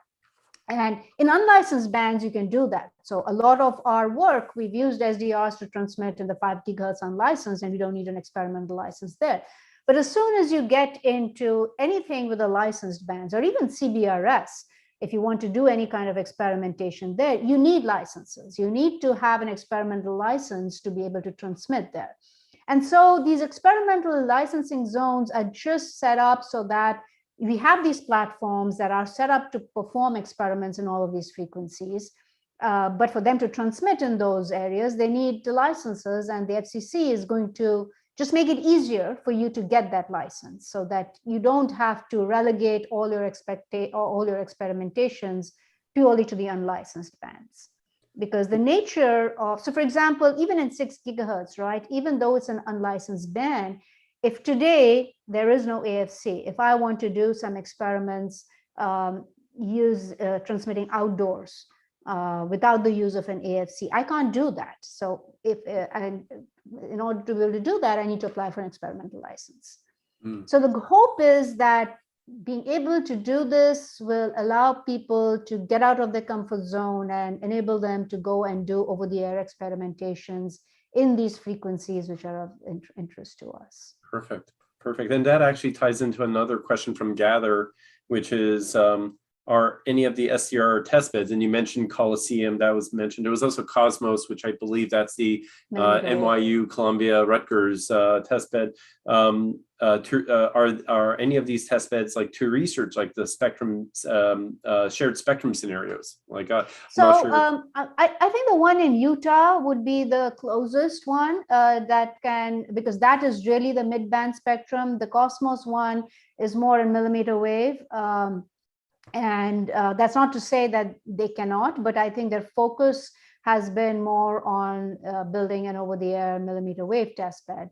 But Utah, I think they're perfectly, and Raleigh too, I think they have a lot of the mid-band equipment that can be brought in for doing spectrum sharing and spectrum sensing. Perfect. Actually, that's it's funny you say about Utah and Powder, because they actually have one of the technical breakout sessions later today in Gather on literally how to get started using Powder. So it's that's really good to know for the audience here, like saying, I really wish there was a place I could actually test out spectrum sharing. That's excellent. Like I think Kirk Webb and Gary Wong are running that tutorial session. Wonderful. I know that they were planning to start doing things in CBRS pretty soon. So I think a lot of the CBRS experiments can be run there. So there was another, like, I mean, as we're talking, I'm just like beginning to get a little bit slammed with questions. I was like that's what happens in this electronic age, right? Like you have like text messages and Slack and like, you know, but there's another question from Mike in Gather, and actually there were several questions about this, like about the DSRC. So I think there are several folks that were not aware of what was happening with the DSRC spectrum. And to summarize, like all the questions I received is how much of that, like 45 megahertz of the DSRC spectrum is actually being used? Like, yeah. So, I mean, honestly, I have not, and maybe if Ira was on the call, he would have been able to give a little bit more detail as to, you know, are the deployments that are happening. But the idea was really, again, you know, this was in the literally the height of the pandemic last year, and there was so much stress on Wi-Fi and spectrum being needed. And we felt at that point that this 45 megahertz of spectrum could very easily, because you didn't really need a lot of new hardware to be able to turn around the spectrum very quickly and put it to use with the wider. So you could either get another 80 megahertz channel in Uni 3, or you could get 160 megahertz channel, both of which would help the Wi-Fi ecosystem quite a bit. But I really cannot tell you exactly as to, you know, who has deployed what at this point. I'd have to dig around a little bit to get that information. Cool. Yeah, no, because I guess when people realize about the change in that spectrum, it's like, what is it being used for? Like how it would be deployed, like especially with vehicular applications. And I'm guessing a lot of vehicular applications are just going to use like the main 5G infrastructure, and now there needs to be some sort of assurances about low latency requirements, because, you know, you don't want like a early collision system to have like, I don't know, like 1 second of latency. It's like, you know, it says stop, but already you're, yeah, like, cause it's scary, like in a car accident, how quickly, like, unfortunately, yeah, like my wife and I were in one of those, like, you know, car accidents, and, you know, like the airbag is like, like you don't even know it happening until it's done, right? So there is still 30 megahertz of dedicated spectrum for CV2X. I think there is a transition period of transitioning DSRC over to CV2X in that spectrum. DSRC, which we know of, I mean, the technology 802.11p, you know, it's a very controversial thing as to what happened. My personal, and this is, I'm not speaking for the FCC or anybody, just my personal opinion is that the automakers lost the chance that they had. They had the spectrum for years and years and years, and the rollout was just very, very slow. You can't have 20 years go by with the spectrum allocated for a service and it not being rolled out. It was still in the test stage, it was still pilots.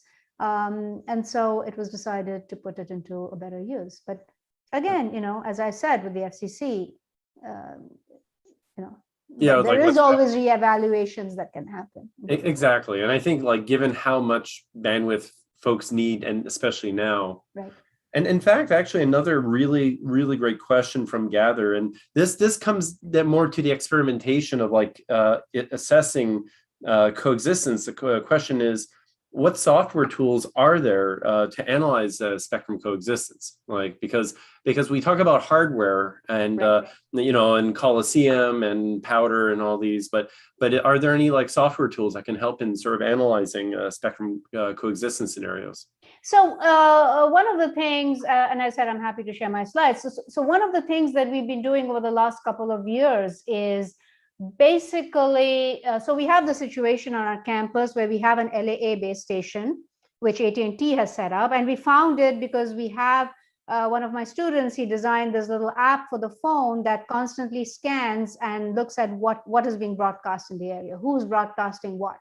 So you can walk around the area, and this is it runs on Android only. So it's very easy to very quickly walk about an area and see, you know, what carrier is using what frequency. And in fact, this was something, it's a kind of related but different topic of broadband mapping, which, you know, how do you figure out what carriers are deploying where? So when we found this base station, it was right opposite our university bookstore. We had our IT department help us in setting up access points inside the bookstore. And so we had set up this coexistence scenario. And then we used things like Wireshark. Then we used another app called Network Signal Guru to really understand things at the detail level of how did the resource block allocation change. So when LAA was activated with one client device, how did it affect Wi-Fi performance of other devices that were connected to the Wi-Fi access points? And we mostly used Wireshark to do the Wi-Fi analysis piece. So with Wi-Fi, Wireshark is really pretty good at doing that. On the cellular side, unfortunately, I think it's really hard. So we did develop some of our app-based methodologies. There are commercial apps that you have to pay for to get them to get into a deep dive. And that's, I think, one of the open problems. There are SDR-based cellular scanning tools where you just scan the spectrum and you do what's called PCI decoding. So you at least find out what's on the air. But that is a big piece, I think, that academics don't have access to, is how do we understand coexistence in the real world using deployed systems. And I'm guessing, just maybe to tag on to that, like, because like some of the research that I do and everything like that, we've been trying to figure out, like, from a purely computer simulation world, how to have like a sort of the multiple layers of the protocol stack for something like either LAA or even like I don't know, any sort of like unlicensed cellular access of the spectrum. And like, you know, for instance, some people say NS3, but NS3 is a little bit tricky because how accurately does it model all the way down to, like, you know, the electrons flying over the air and such. It's like, it might be great at like the network layer, but and then there's like other packages out there as well. But yeah, I guess I guess part of it would also be like, let's say, hardware emulation. Like, I'm finding that there are some tools out there that integrate partly with, like, for instance, there's one that's like Core eMain, and I think that's like a Naval Research Lab software suite, and it allows for some integration with hardware, like for instance, any SDR that's running, like, let's say like a RAN type of network. So it does allow the two, but yeah, I guess it will take some time for an academic community to. Right. So there is the open air interface effort, which is trying to get the cellular stack completely softwareized. And once that is stable, I think that would be helpful. We've used NS3 a lot in our work, where because again, you know, NS3, I mean, I agree with you, the physical layer piece, it has improved a lot, and I've actually worked with, you know, Sumit Roy and Tom Henderson over at the NS3 people to, you know, work very closely with them to get NS3 up to speed. We've used SDRs a lot. So we've used the, I forget which version of it was. It was one of the NI SDRs that have the 802.11 application framework and the LTE application framework on it. So it does cost a bit, but that was very helpful. You know, when we first started this work, it was back in 2016, there weren't any deployed LAA systems. So we set up the NI SDR with the LTE application framework. And that was our LAA device, our LAA transmitter. And then we would use off-the-shelf Wi-Fi. Wi-Fi is much easier to get access to. And we learned a lot by even doing that. So for example, some of the early work we did in really understanding what the energy detection sensing levels should be. In fact, some of those results we presented it at one of the IEEE coexistence workshops. And fundamentally what we said is, back then, and even today actually in 5 gigahertz, these two systems are asymmetrical.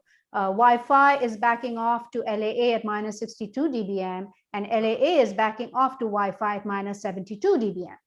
And actually, I mean, we went to Wi-Fi and said, you guys should lower your threshold. That didn't go over very well. But actually, in the long term, I think the results we had was convincing enough that in 6 gigahertz, they have actually made it symmetrical. So in 6 gigahertz, Wi-Fi and 5G and RU will have the same minus 72 dBm over 20 megahertz threshold. So, and a lot of that came about with this mix of, we did the analysis, we did the NS3, we also did the SDR simulation, SDR work. So I think coexistence is one of these spaces where you have to kind of, work on all fronts to have an impact into actually the standards and the people who make these decisions going forward. Exactly. And with 6 gigahertz, the biggest problem right now is the lack of any SDRs that work in 6 gigahertz. I know NI is working on a product that they hope to come up with soon. And I hope others follow suit, because that will really push the work in 6 gigahertz. Yeah, no, exactly.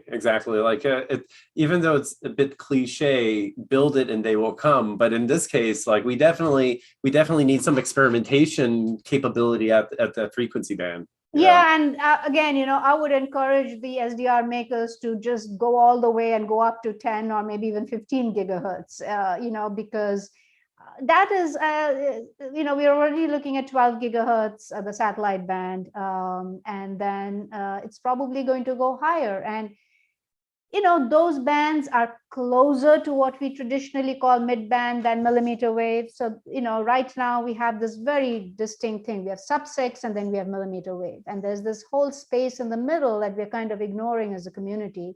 And I pretty much think that in the next 10 to 20 years, we're going to start exploring that space a lot more. Awesome. So one last question, because I mean, this is all really exciting. Like, I mean, hearing all of this, because I think the thing is, the future is to try and figure out, like, what's feasible, trying out new technologies. And the question is, and it is a buzzword, but I think it's a very meaningful buzzword, because what is old is new again, is AI. And what is, I know exactly, because I remember, like, genetic algorithms were all the rage, like in 2005, 2000 with cognitive radio. But I forgot what was the term that my PhD student referred to it, like some sort of like winter, AI winter. There was a term for that. And now, like, everybody is like, everything has to be AI. What do you feel is like AI's role in achieving all of these goals in terms of like the shared spectrum? I mean, I think I don't know how you can do this without more learning involved. But the piece that people, I think we recognize that the biggest problem with wireless right now in doing anything with AI is the data, right? So if you can, to me, the algorithms are the algorithms. Today, you can go online and download scikit and get every possible neural network or whatever algorithm you want, right? Yep. It is, what do you feed this? Where is the data for feeding these going to come from, right? And that, to me, right now is really, really holding back this whole wireless space. So Wi-Fi, fine, it's much easier for us to go out and gather data on our own. We don't have to rely on somebody. For cellular, it is really hard to get any kind of cellular network data, because the operators have them, and they, rightly or wrongly, will not easily share that data with anybody who comes asking for it. And so one of the things that we've done in kind of our work when we started this measurement-based work is we're going to go out and collect our own data. So using apps on phones. It's almost like crowdsourcing, but you can run these speed tests. Like FCC has the speed test app. So that gives you just throughput kind of performance. The app that we've designed, we've called it SIGCAP. It basically is passive. It just collects all signal strength information in the background. And as you start building, and that is not the complete data set that you want. You probably want how many resource blocks on what channels and how many users was this operator using at this particular time, right? I think we can get there as a community. I think if that is deemed to be important enough, I think we can do it. There are a lot of tools that are available. We still aren't there yet. But absolutely, I think the challenge, as you said, is, wireless to me has always been adaptive. I can't imagine when a wireless network has not been adaptive, right? Except we did it using LMS algorithms or common filters. We didn't call it common native then, though, right? As like people call AI native today. But it is really the same thing. And we didn't need that huge amount of data. It was a lot more model-based. Now with this move to data-based AI techniques, we really have to tackle this problem as to how we get this data that we work with. Perfect. That's a wonderful answer, because especially for folks practicing trying to do AI, and especially finding the data sets to train on, and even finding conflict in the quality of that data, whether it's error prone, whether it's been cleaned up, even like the sampling rate, the resolution and all that could be a very big issue, because it might end up being like an apples and oranges comparison. Exactly. And then finding it publicly and freely available, because if someone puts a lot of money into it, they really want to hold on to it. Yeah. So with that, Professor Ghosh, this was fantastic. Thank you again for your time, your insights, these questions. Everyone's like a buzz with this, but I'm just pretty much saying, okay, enough questions. Otherwise, we'll be here all day, and hopefully you'll be able to jump into the Gather environment. If not, then I could send a separate email to Mike and yourself, and hopefully it can make it. If not, sure. You'll definitely. I can go in there for about a half an hour. Perfect. But thank you so much, and this was an excellent presentation, and thank you again from all of us here at NEWSDR. Thank you for inviting me. Thank you. So with that, everyone, that concludes the YouTube live segment of this event.